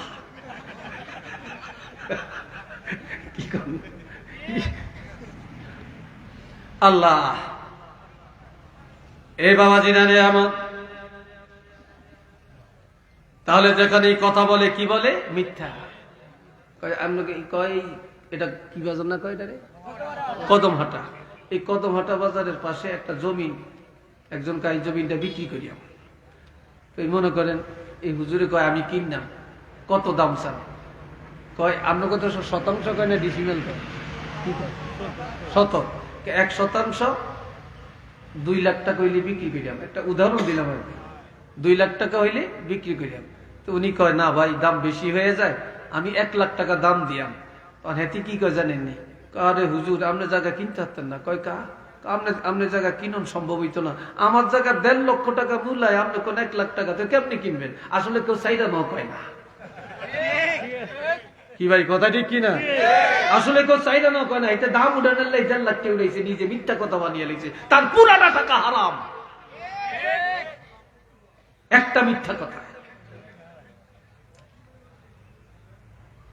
এ বাবা জিরারে আমার, এইভাবে প্রত্যেকটা ক্ষেত্রে মিথ্যা কথা মুনাফিকের 1 নম্বরের আলামত। 2 নম্বর ওয়াইজা ওয়াদা আখলাফা, যখনই ওয়াদা করে খেলাপ করে। তবে বাংলাদেশের মুসলমান ওয়াদা কেমন, মুসলমানই কেমন? 5,000 টাকা হাওলাত দিয়া চায়, 5,000 টাকা ঋণ। ঋণ ঋণ বুঝেন তো? হাওলাত বুঝেন তো? এই হাওলাত দিয়ে তাহলে বুঝবেন হেতে কত নম্বরের মুসলমান, কত নম্বরের মুসলমান। আমগো দেশ এক মেম্বার রাস্তা দিয়ে যাইতে আছে, আরেকজনে একা হুজুর কয় স্যার আমার মাই এটার বিয়া ঠিক হয়েছে, তা আমার আপনারা 10,000 টাকা দেন, আমি একটু বাজার করিয়াম, মেহমানদারি করিয়াম। তো কবে দিবেন? আজকে তো শুক্রবার বা শনিবার, ব্যাংক তো বন্ধ, তো ইনশাল্লাহ আমার হুতি বিদেশে তো টাকা বাড়াইছে, ব্যাংকে টাকা আছে, আমি রবিবারে বা সোমবারে টাকাটি উঠাইয়া একেবারে 11টার মধ্যে আপনার বাড়িতে টিয়া বুঝছা যাইব। তো মেম্বার সব কয় এত ভালো মানুষ, বেটার মাইয়ের বিয়া, যাক বিপদটা সারিয়া দিই। 10,000 টাকা দিছে, রবিবারে টাকা দিব। এখন রবিবার কয়েকটা গেছি গিয়ে এই বেটার চেহারাও দেয় না। একদিন হঠাৎ বাজারে দেখা হইছে, দেখেছে রে তুমি না টাকা দিবা রবিবারে, তোমার বিপদ সারাইলাম, এখন দিচ্ছ না কেন? আমি টাকা দিয়াম তো, দিব তো। তো এই জন্য আপনি আমাকে বাজারের মধ্যে এইভাবে হাতে ধরবেন, কলারে ধরবেন, এটা ওইসি নি আমরা ভূতের যারা উল্টা যারা, ঠিক না? তারপরে আমি কি টাকা খাইয়া লেছি নি, দিব তো ভাই, একটু বিপদে পড়ছি এই জন্য দিতে পারি না। তো যাক, তো পরে এখন মেম্বার সাহেব একে বলতে, ঠিক আছে তুমি আমার টাকা খাইতে পারবা না, আমার টাকা দেওয়ান লাগবো। কোন দিন ভাই? কেয়ামতের ময়দান হইলে আমার টাকার হিসাব দেওয়ান লাগবো, তোর কাছে আর টাকা চাইতাম না। দৌড় দিয়ে যে হাঞ্জা করিয়া দিয়ে রেখে, ভাই আপনার মেম্বার সব আরেকজন নাই, আপনি থাকলে আরো 10,000 টাকা দিয়ে যান। কই কিনলে? কই ভাই আপনি কেয়ামতের জন্য সময় বাড়িয়ে দিচ্ছেন, আমি যত মানুষের টাকা ছিলাম কেউ এত লম্বা সময় আরে দিত না, আপনি যেমন লম্বা সময় দিচ্ছেন, হাল্লা আরো 10,000 টাকা দিয়ে যান। এরম বাটপার হয়েছে মুসলমান। হয়তো রাগটা করবেন আমার কথায়। আমি 2021 সালে 25শে মার্চ আমি অ্যাক্সিডেন্ট হয়েছিলাম, অনেকে হয়তো জানছেন, আলেম ওলামারা অনেকেই শুনছেন। আমার চাঁদপুরে আমি একটা মাহফিল করে রাত্রে বাড়িতে বাসায় পৌঁছার পথে রাত 12:30, 12টা 12:30টার দিকে আমি খুব মারাত্মক অ্যাক্সিডেন্ট হয়েছিলাম। আমার ড্রাইভারও খুব মারাত্মক অ্যাক্সিডেন্ট হয়েছে। আমার শরীরে 13টা ভাঙ্গা, আমার এই ডাইন পাশের ছান্নাগুলো, পিছনের ছান্নাগুলো সব ভাঙ্গা, কোনোটা 2 ভাঙ্গ আছে। আমার এই ডাইন হাতটা এই জায়গাটা ভাঙ্গা, এই কনিটা বের হয়ে গেছিল। আমার এই ডাইন পাশের এই আষ্টিটা ভাঙ্গা, একটার উপর আরেকটা এইভাবে ওইটা রয়েছে, এখনো ওইভাবেই আছে, পিছনেরটা ভাঙ্গা। আমার 8 দিন পরে আল্লাহ আমার জ্ঞানটা ফিরেছে, 8 দিন পরে। কেউ ভাবে নাই আমি বেঁচে থাকবো, আমি বেঁচে থাকবো আপনাদের দোয়ায়, লক্ষ লক্ষ মানুষের দোয়ায়, আল্লাহর খাস রহমত আল্লাহ বাঁচিয়ে রাখছেন। এই ময়দানে আমি ফিরে আসবো, কথা বলতে পারবো, এই আশাও কারো ছিল না। তবে আমার 10-12 দিনের মধ্যে আমার প্রায় 12 লক্ষ টাকার উপরে চলে গেছে। আমি টাকা দিতে পারি না, আমার টাকা আছে কিন্তু আমার তো হাত এঙ্গিজ, তো ভাঙ্গা, স্বাক্ষরও নাই, ব্যাংকও কেউ দিতে পারে না। তা আমার ছেলেরা যতটুকু পারছে দিছে। আমার এক ছেলে ডাক্তার, এখন ঢাকা মেডিকেলে আছে, অর্থোপেডিক্স সার্জারি বিভাগে আছে। আমার ওই ছেলে আমাকে নিয়ে দৌড়াইছে। আমার অন্যান্য ছেলের, এক ছেলে সৌদিতে ছিল, সে পিএইচডি করতেছে, ওখান থেকে চলে আসছে তাৎক্ষণিক। আমার আরেক ছেলে মুহাদ্দিস, সেও চলে আসছে চট্টগ্রাম থেকে। আইসা তারা, আমার ছোট ছেলে আবার বিসিএস ক্যাডার। আমার এই 4টা ছেলে আমার যেন মাথায় নিয়ে দৌড়াইছে আমাকে। যাক আলহামদুলিল্লাহ, তারা যা পারছে দিছে। কিন্তু আমি যাদের কাছে টাকা পাবো, একজনে বলছে যে ভাই হুজুর 20,000 টাকা দেন, বিপদে পড়ছি, দিছি। উনি বলছে যে হুজুর 50,000 টাকা দেন, দিছি। উনি বলছেন যে হুজুর 10,000 টাকা দেন, দিছি। কিন্তু যাদের কাছে টাকা পাবো তারা কেউ খবরও লয় না, দেখতেও যায় না।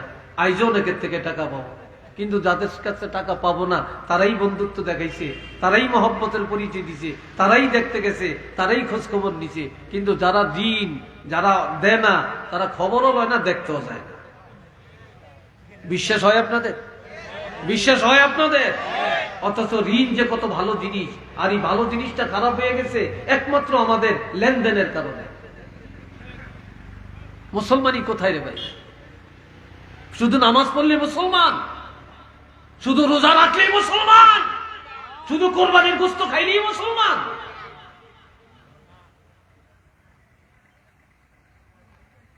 টাকা ঋণ দিয়ে দেখেন এতে কত নম্বরের মুসলমান। 3 নম্বরে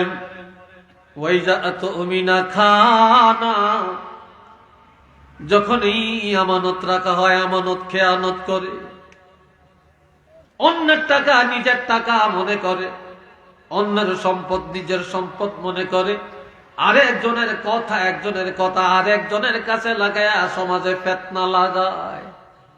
ঠিক নেই? ফিতনা লাগায়। একজনের মনের কথা আপনার কাছে বলছে, ভাই কারো কাছে বলবা না। কি বলেন? কারো কাছে বলবো না। কত কথা পেটে পড়ি রয়েছে, কই না, আপনার কথা কি জানিয়ে দিব নাকি? এইভাবে কথাগুলি ভিতরে ঢুইকা কিনা মাশাআল্লাহ একটু ভরি আবার এটাকে বোল্ড আউট করতে দেরি করে না। কথা ঠিক নেই? দেরি করে না। এই চরিত্রটা কিন্তু মেয়ে লোকের বেশি। মেয়ে লোকে এই ঘরে যায় পান খায়, কিছু কথা কিনে আরেক ঘরে যায় লাগায়। কি বিশ্বাস হয়নি আপনাদের? আরেক ঘরে যায় লাগায়, এক বাড়ির কথা আরেক বাড়িতে নেয়। কারণ এই বাবা জেনারে আমার মহিলারা যত ফিতনা লাগায়, যত গোপন কথা পাস করে, এত গোপন কথা পুরুষেরা পাস করে না। মহিলাদের গলায় কথা আটকায় না। এরা আমানতের খেয়ানত সবচেয়ে বেশি করে। এমনকি স্বামীর বিরুদ্ধে বলতেও তারা লজ্জা বোধ করে না।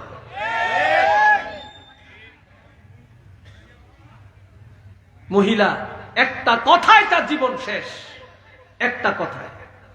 কি 40 বছর বিয়ে হয়েছে, স্বামী স্ত্রী মহব্বত ভালোবাসা, একদিন যদি স্বামী একটু ধমক দেয় আর যদি মন খারাপ হয়ে যায়, এই স্বামীর ঘরে আর শান্তি পাই না, এই একটা কথা কইছে, জীবনটা তার সব বরবাদ হয়ে গেছে। এক মহিলা 40 বছর বিয়ে হয়েছে। কয় বছর? কথা কয় নাই তারা। 40 বছর। একদিন স্বামী একটা ধমক দিছে। আর এখন বাহিরে দাঁড়িয়ে চোখের পানি পারে, কাঁদতে আসে। আরেক ঘরে চাচি আম্মায় কয়, মাগো তুমি কাঁদো কেন? চাচি আম্মা বলবেন না, আমার বিয়ে হইল 40 বছর, এই আমার স্বামীর ঘরে পাড়া দিয়া আমি শান্তি পাইলাম না, একারে রক্তটা পানি করিয়া লাইছি, এটার মন পাই না।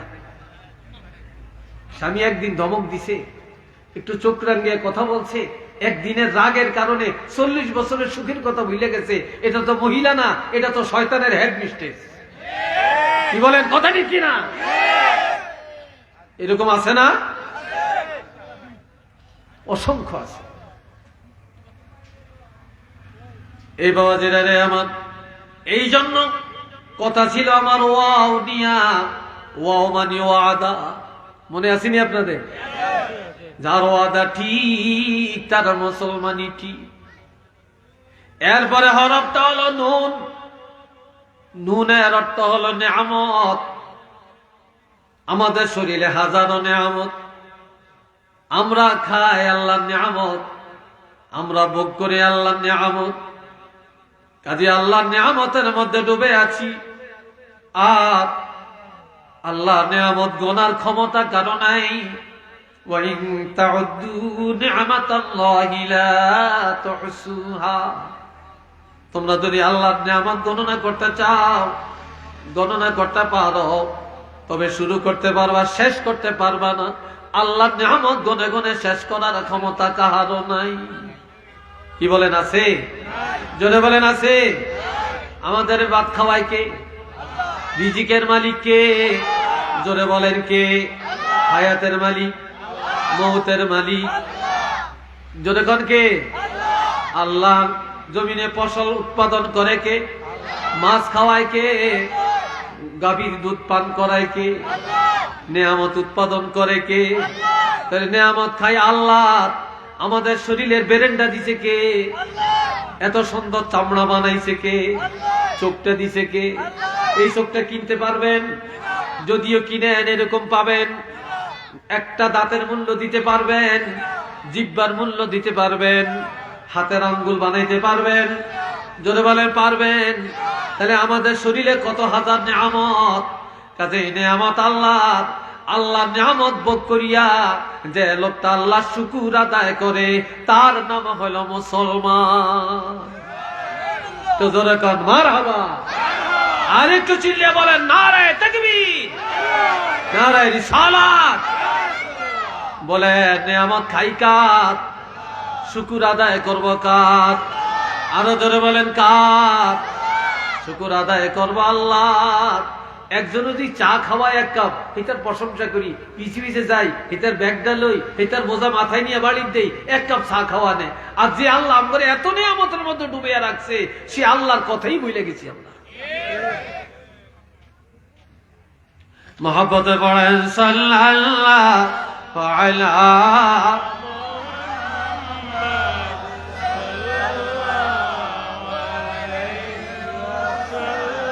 জোরে জোরে সাল্লাল্লাহু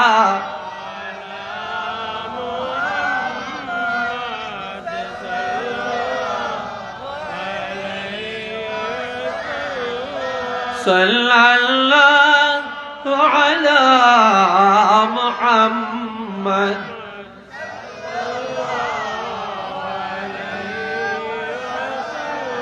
সবাই উচ্চ আওয়াজে বলেন আলহামদুলিল্লাহ। এখন শেষ কথা যে আমার আল্লাহ বলছেন, ইমানদারেরা আল্লাহকে ভয় করার মতো করো, সাহাবীদের মতো, নবীদের মতো, ওলি আল্লাহদের মতো, আম্বিয়াদের মতো আল্লাহকে ভয় করো। তবে তোমরা কখনো মরিও না, যদি মরতে হয় মুসলমান হয়ে মরো। আজকে আপনারা বলেন মুসলমান কাকে বলে, আপনারা বুঝলেন কিনা? আমি বুঝাইতে পারছি কিনা? মুসলমান কাকে বলে এই ব্যাখ্যাটা আপনারা পাইছেন কিনা? আমরা সেই যোগ্যতা অর্জন করতে রাজি আছি? আরেকটু জোরে বলেন, রাজি আছেন? আল্লাহ কবুল করেন সবাই, কোন আমিন। আরেকটু জোরে কোন আমিন। সর্বশেষ আরেকটা কথা, এক সাহাবী এসে বললেন, ইয়া রাসূলুল্লাহ মাতা সাআ, কিয়ামতটা কবে হবে? কথা নাই, কথা কই না, কিয়ামতটা কবে হবে? নবী চুপ। মাতা সাআ, কিয়ামত কবে? নবী চুপ রইছেন। আজকাল তো আমরা মন গড়া কথা কত কই, ঠিক নেই? মন গড়া ফতুয়া কত দেই, শেষ নাই ফতুয়া।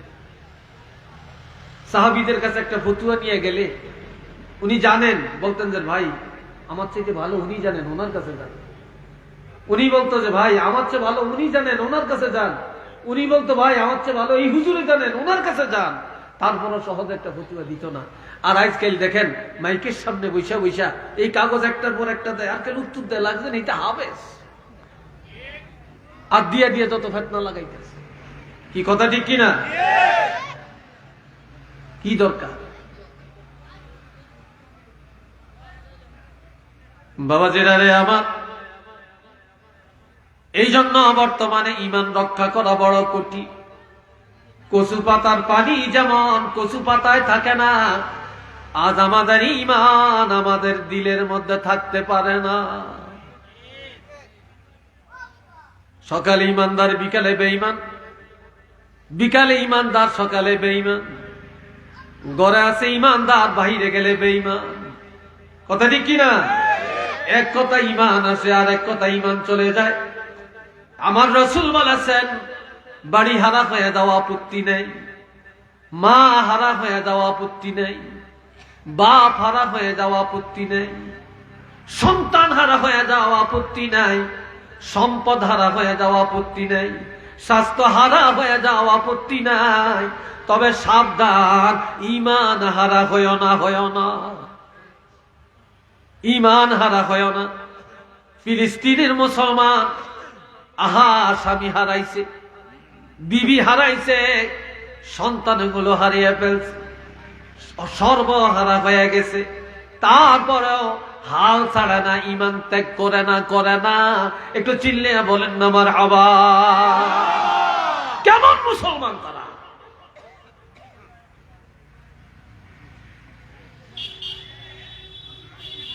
বিবাহের মজলিস হযরত জাফর ইবনে আবু তালিব, এই জাফর ইবনে আবু তালিব রাদিয়াল্লাহু, তিনি মাত্র বিবাহ করলেন। বিবাহের পর আল্লাহর হাবিব রাহমাতুল লিল আলামিন তাকে ডাকলেন, জাফর রে, তোমাকে যুদ্ধের ময়দানে যাওয়া লাগবে। সুবহানাল্লাহ কইতেন না?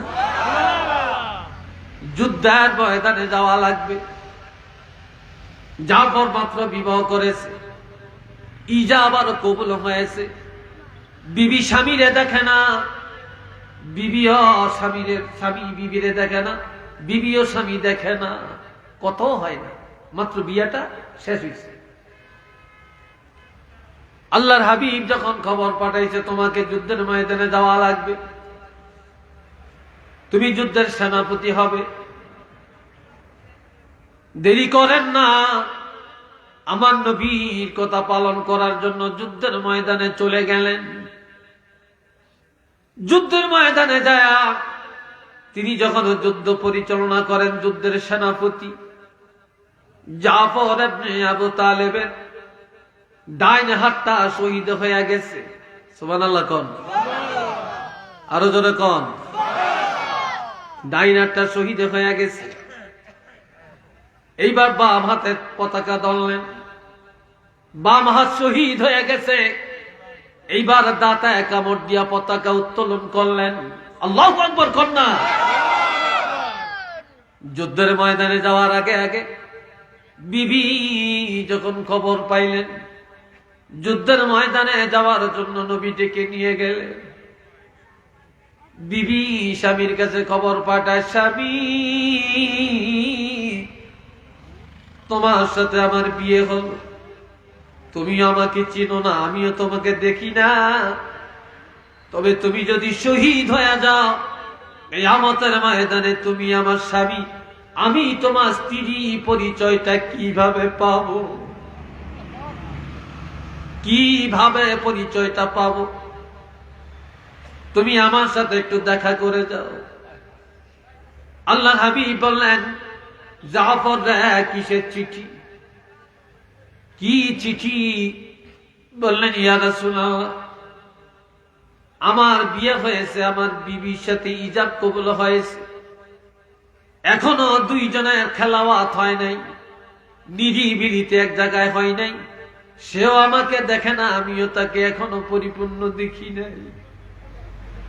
বিবি চিঠি পাঠালেন, আমি যেন যায় তার সাথে একটু দেখা করি, আমি শহীদ হয়ে গেলে তার পরিচয় কিভাবে পাবে? নবী বললেন, যাও যাও যাও যাও, তুমি যায়া এখনই তোমার বিবির সাথে দেখা করে আসো।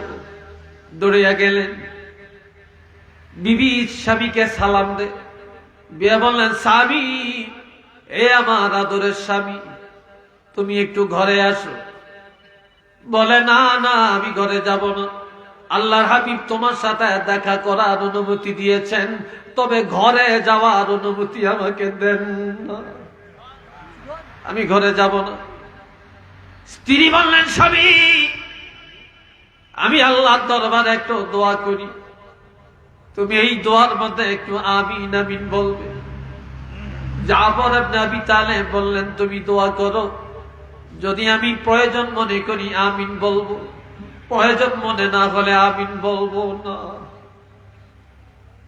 আমিন আমি বলবো না।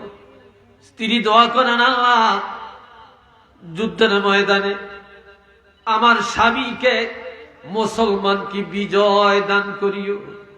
জাফর ইবনে আবু তালেব বললেন, আমিন। বললেন, আল্লাহ যুদ্ধের ময়দান থেকে সশরীরে আমার স্বামীকে আমার কোলে ফিরাইয়া দিবেন। জাফর আর আমিন বলে না, আমিন বলে না, আমিন বলে না। তিনি দৌড় দিয়া চলে গেলেন। বিবি পিছন দিয়া ডাকে, স্বামীর একটু আমিন বলো, একটু আমিন বলো, কয় না। এই কথায় আমি আমিন বলতে পারি না। যুদ্ধের ময়দানে যাব, আমি শহীদ হব, না হয় গাজী হব, তুমি দোয়া করবা আমি যেন সশরীরে ফিরে আসি। আমি যদি আমিন বলি তাহলে আল্লাহ রাসূল বুঝবেন, আমার আল্লাহ জানবেন আমি শহীদ হওয়ার পক্ষে নাই। এই জন্য আমি আল্লাহকে আর আল্লাহ রাসূলকে বেজার করিয়া তোমার মুনাজাতে আমিন বলতে রাজি নাই। জোরে কন্না আল্লাহু আকবার। এই জাফর ইবনে আবু তালেব গিয়া শহীদ হয়ে গেলেন। ডাইন হাত গেল, বাম হাত গেল, গর্দান গেল। জান্নাতের মধ্যে এই জাফর ইবনে আবু তালেব, যার লকব হলো জাফরে তৈয়ার, আল্লাহ জান্নাতে ওনাকে জান্নাতি পাখি বানিয়ে দিবেন। জান্নাতি পাখি হয়ে তিনি জান্নাতের মধ্যে উড়াল দিতে থাকবে।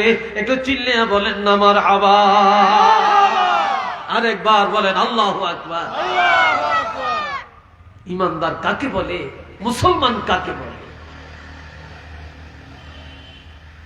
হযরত ওমর ফারুক রাদিয়াল্লাহু যখন রাষ্ট্রপ্রধান, কি হলেন? রাষ্ট্রপ্রধান। বিরক্ত লাগছে আমার কথায় না? কিও বিরক্ত লাগছে? রাষ্ট্রপ্রধান। আল্লাহ, আমগো রাষ্ট্রপ্রধানরা, আমগো এমপি মন্ত্রীরা, এরা তো মাশাআল্লাহ সংসদের থেকে লাম তো চায় না। নির্বাচন আইলে হেরা বেকে ছোট, আর নির্বাচন বাস করে লইলে আমরা হইছি ছোট, হেরা হইছে বড়। কি কথা ঠিক না? নির্বাচন আইলে আমগত্তন বড় আর হেগোদারে কেউ নাই, আর নির্বাচনে পাশ করে লইলে আঙ্গুল্লাম অবহেলিত, আমগত্তনে খারাপ হেগোদারে আর কেউ নেই। কি ভাই কথাটা ঠিক কইলাম নি? হেসুমার আমগরে চিনে না, হেসুগা হইনিরও চিনে, ওইল্লারও চিনে, মইল্লারও চিনে, কইল্লারও চিনে। কি কথা ঠিক না? ব্যাকের ধারে যায়, ব্যাকের লোকে বইয়ে, আর যখন পাশ করিয়া লাই হেসুম হিতের ধারে যাও না, রাস্তাই পাওয়া যায় না। কি কথা ঠিক না?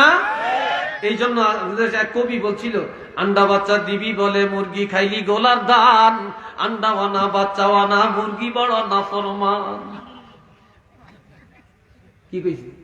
আন্ডা দিব, বাচ্চা দিব, আন্ডা বুঝেননি ডিম। এই জন্য মুরগারে আদার খাওয়াইছে, অর্থাৎ গোলার দান খাওয়াইয়া শেষ করছে।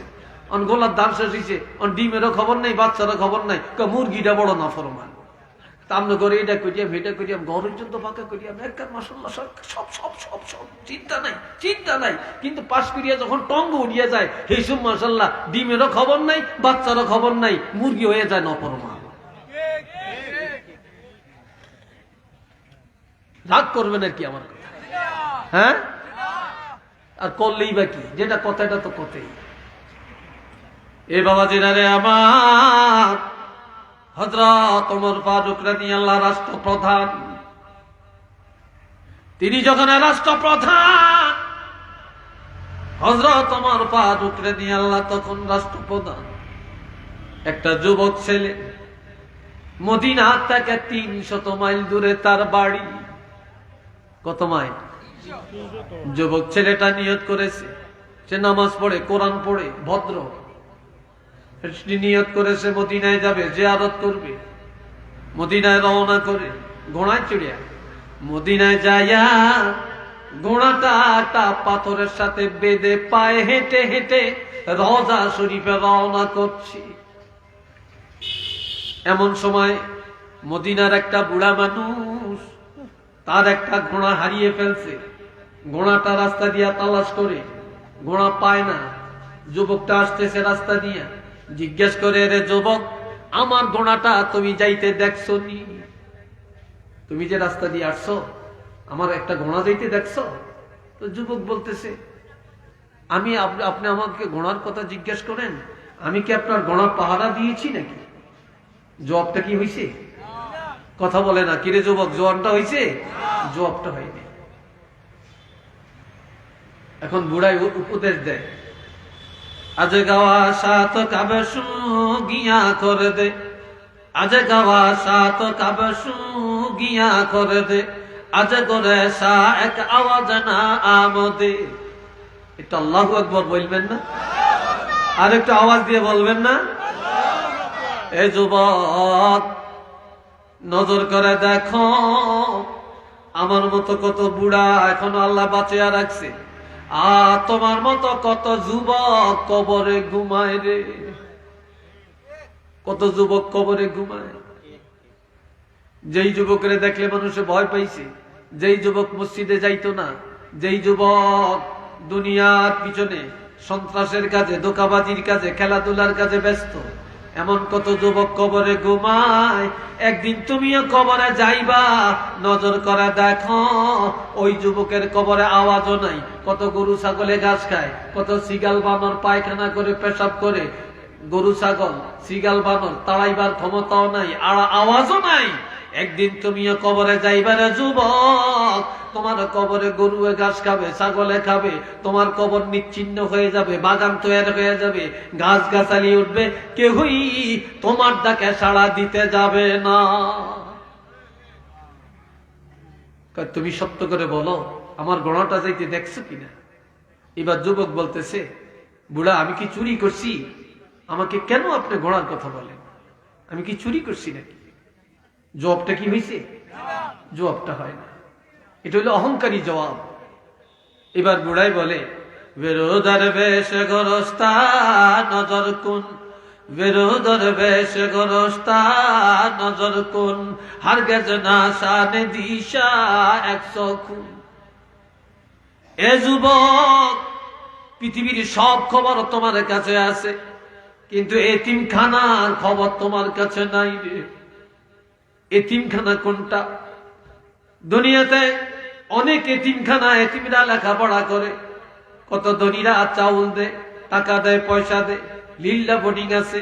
তারপরে এতিমরা কানলে তাদের চোখের পানি মুছে দেয়, জড়াইয়া ধরে, বাড়ি করে দেয়, ঘর করে দেয়, লেখাপড়া করায়। এদের চাইতে আরো বড় এতিম যারা কবরে চলে গেছে রে ভাই। ওই কবরওয়ালাদের চায় বড় এতিম আর কেউ নাই, নাই, নাই, কেউ নেই। এদের চেয়ে বড় এতিম আর কেউ নেই।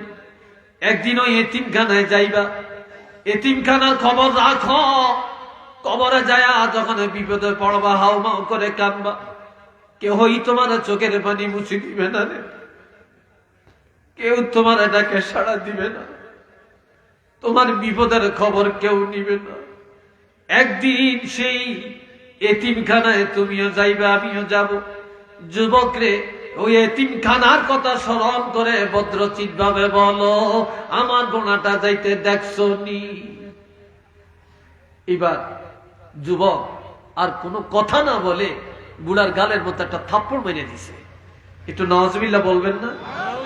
আর একটু জোরে বলবেন না?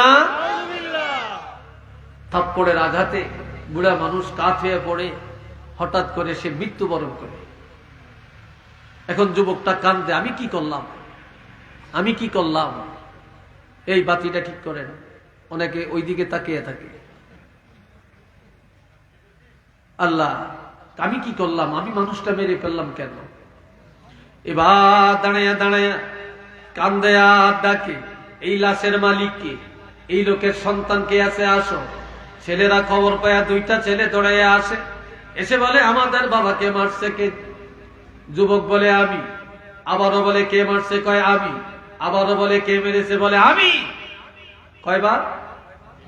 ছেলে বলে কয়বার? 3 বার। বলে আমি মারছি। একজনে খপ করে ধরে ফেলছে, তুমি আমার বাবাকে মেরেছ, আমিও তোমাকে মেরে ফেলবো, আমিও তোমাকে মেরে ফেলবো। আরেক ভাই বলে না না, মারিও না। কয় কেন? আমিরুল মুমিনিন হযরত ওমর ফারুক রাদিয়াল্লাহু রাষ্ট্রপ্রধান কিছুদিন আগে রাষ্ট্রের দায়িত্ব গ্রহণ করছেন। কাজে আজকে আমরা বিচার হাতে নিব না, হযরত ওমরের আদালতে বিচার দিব। দেখি হযরত ওমর দুনিয়ামুখী না আল্লাহমুখী, আল্লাহর কোরআনের শাসনটা সঠিকভাবে করেন কিনা। হযরত ওমরকে যাচাই করার এটাই একটা মাধ্যম। সুবহানাল্লাহ কোন? আর একটু চিল্লিয়া কোন? এটি একটা উপায় হযরত ওমরকে যাচাই করুন। দেখি হযরত ওমর শরীয়তের বিচারটা করেন কিনা। নিয়ে গেল হযরত ওমরের কাছে, ইয়া আমিরুল মুমিনিন, এই যুবক আমাদের বাবাকে মেরেছে, আমরা তাকে মারতাম, মারি না। আপনি রাষ্ট্রপ্রধান, আপনার আদালতে নিয়ে আসছি, আপনি বিচারটা করে দেন। হযরত ওমর বলেন, এ যুবক, তাদের বাবাকে মেরেছে কে? কয় আমি। আবার বলে কে? কয় আমি। আবার বলে কে? আমি। 3 বার যখন বল, উপস্থিত হাজার হাজার মানুষ সাক্ষী হইয়া গেল। গেছিনি? কথা কয় না, সাক্ষী হয়েছিনি? সাক্ষী হয়ে গেছে। এবার হযরত ওমর বলে, তুমি বিচার মাননি? কয় মানি। তোমাকে কতল করা হবে। যুবকটা বলে, ইয়া আমিরাল মুমিনিন, যদি আমাকে কতল করা হয়, আমি আমার জীবনটা দিয়ে দেই, তাহলে আমাকে ফতুয়া দেন। আমি যে একটা মানুষকে মেরে ফেললাম, আমি আমার জীবনটা দিয়া দিলে, কেসাস দিয়া দিলে, বদলা দিয়া দিলে আমার গুনাহটা মাফ হবে কিনা, আল্লাহ আমাকে ক্ষমা করবেন কিনা।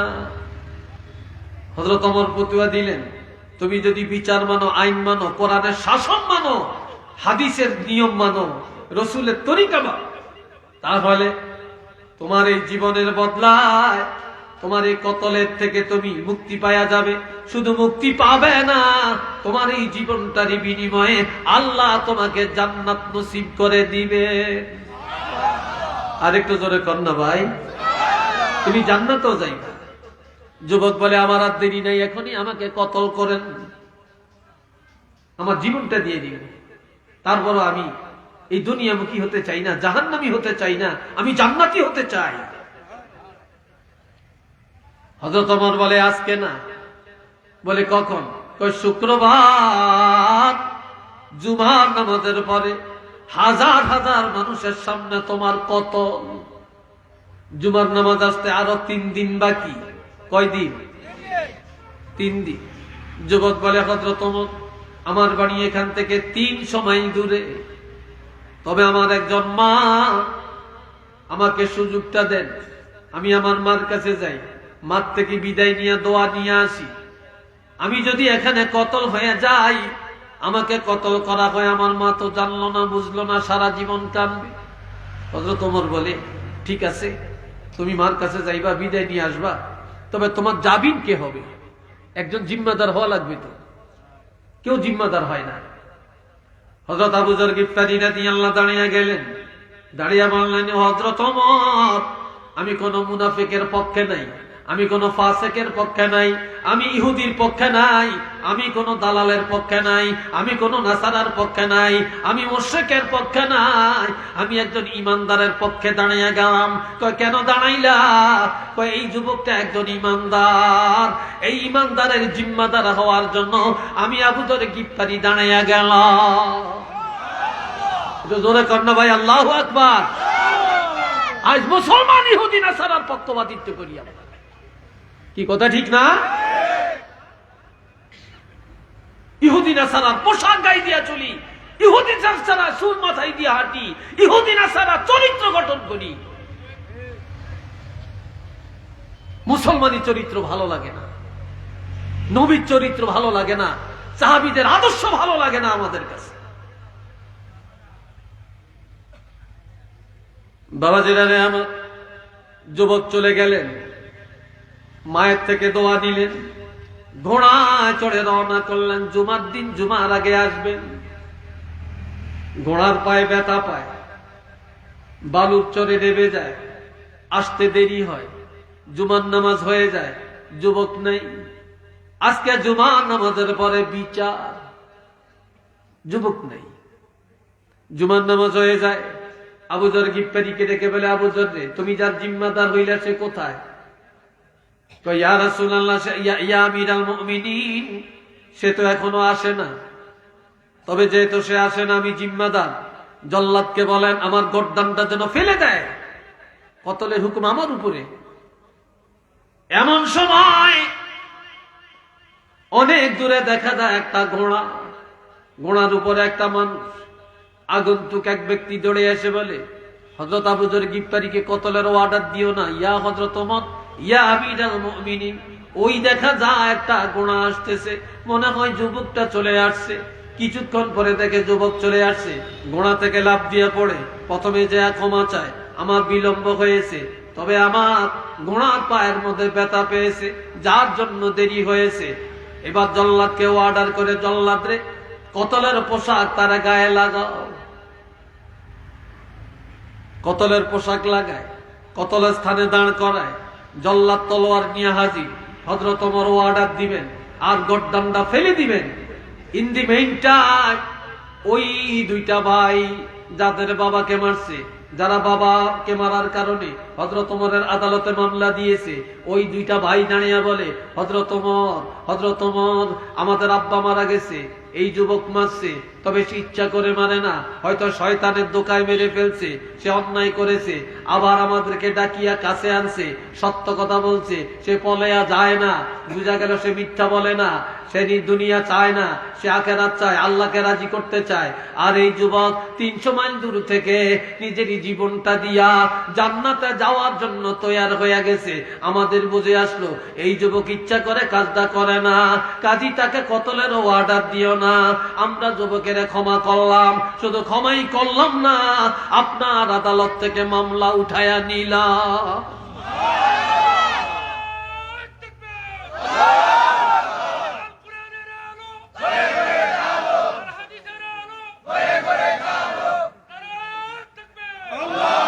আল্লাহ কবুল করেন, সবাই কোন আমিন। আরেকটু জোরে কোন আমিন। এই হবে মুসলমানের আদর্শ, এই হবে মুসলমানের চরিত্র, এই হবে যুবকদের চরিত্র। আজ দুনিয়াতে আমাদের মুসলমানের অভাবে কাটাকাটি, মারামারি, হিংসা, বিদ্বেষ, কতল, অহংকার, গর্ব, রিয়া যত আছে, শুধুমাত্র এই দুনিয়ার লোভ, আর কিচ্ছু না। আল্লাহ আমাদের প্রত্যেকের বুঝার তৌফিক দান করেন, বলেন আমিন। আরেকটু জোরে বলেন আমিন। আরেকবার বলেন আমিন। একটা কথা বলতে ভুলে গেছি, কথা আরেক দিকে চলে গেছে, সেই কথাটা বলি শেষ, অত 2 মিনিট সময় লাগবে। সাহাবী রাসূলকে প্রশ্ন করলেন, মাতা সাআ, কিয়ামত কবে? তখন নবী চুপ রইলেন। কথাটা মনে আছে আপনাদের? নবী চুপ রইলেন, নবী আর কোনো কথা জবাব দেন নাই। তখন আল্লাহ কোরআনের আয়াত পাঠাইলেন, কি? ইন্নাস সাআতা আতিয়াতুন আকাদু উকফিহা লিতুজজা কুল্লু নাফসিন বিমা তাসআ। জানিয়ে দিলেন নিশ্চিত কিয়ামত আসবে, কিয়ামত আসবে, তবে এটা আমি আল্লাহ কাউকে জানাতে চাই না, এটা আমার কাছে গোপন রাখলাম, এই জন্য রেখে দিলাম। লিতুজজা কুল্লু নাফসিন বিমা তাসআ। সেদিন আমি আল্লাহ প্রত্যেকটা মানুষের, নারী পুরুষের, যুবক বুড়া প্রত্যেকের তার কর্মের পুরস্কার দিব। এই দুনিয়াতে যে যা কামাই করবে, কিয়ামতের ময়দানে তার পুরস্কার পাবে। যেদিন আমি আল্লাহ প্রত্যেকটা মানুষের পুরস্কার হাতে দেব, সেই দিন আমি আল্লাহর কাছে গোপন রেখে দিলাম। একটু চিল্লিয়ে বলেন না সুবহানাল্লাহ।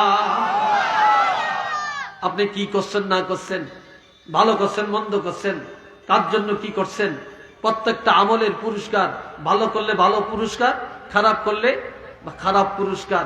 যে যা করেছেন প্রত্যেকটা ব্যক্তি সেদিন তার কাজের বিনিময় পাবে।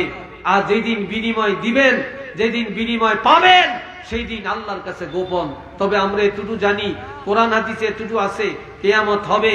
তবে হাদিসে আছে শুক্রবার দিন হবে, আসরের টাইম হবে, তবে মুহররম মাসের 10 তারিখ হবে, এমন কিছু ইঙ্গিত হাদিসে আছে। তবে কোন সালের মুহররম মাস এটা কিন্তু নাই।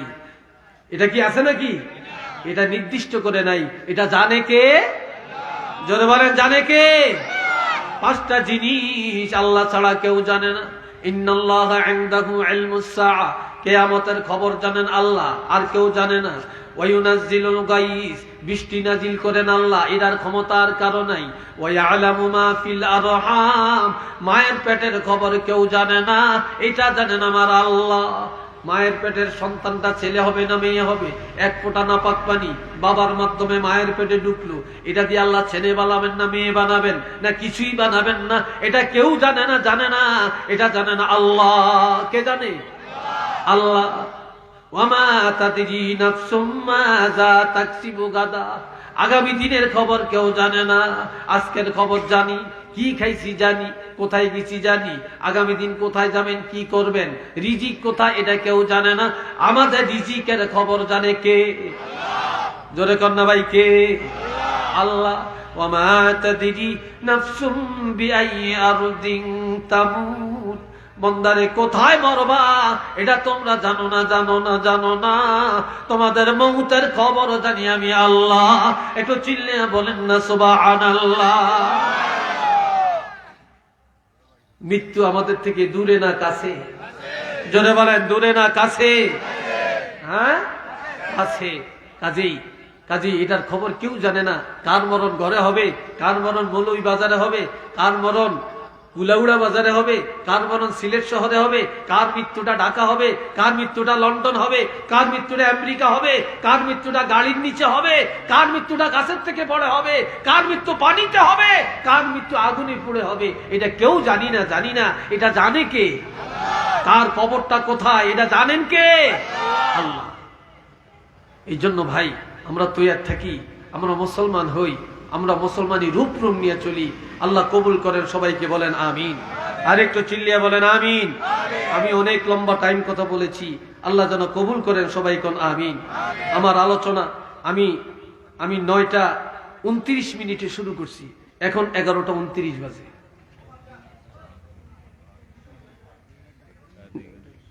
প্রায় না, পুরাপুরি কথা বুঝছেন। কাজী এরপরে আর কাজী আমার দিলের একটা সাড়া আছে, বারবার তো ঘড়ি চাই না, বারবার ঘড়ি চাই না। প্রথমবারে দেখছি আর এইবার দেখলাম। এই জন্য আলহামদুলিল্লাহ দোয়া করবেন যে কথাগুলি আমি আমল করি আপনারাও আমল করতে পারেন, সবাই বলেন আমিন। আমি ভাই আমি এখনো শারীরিকভাবে পরিপূর্ণ সুস্থ না, আল্লাহ যেন আমাকে পরিপূর্ণ সুস্থতা দান করেন, সবাই বলেন আমিন। তো আসেন আমরা একটু দোয়া করি নাকি? হ্যাঁ।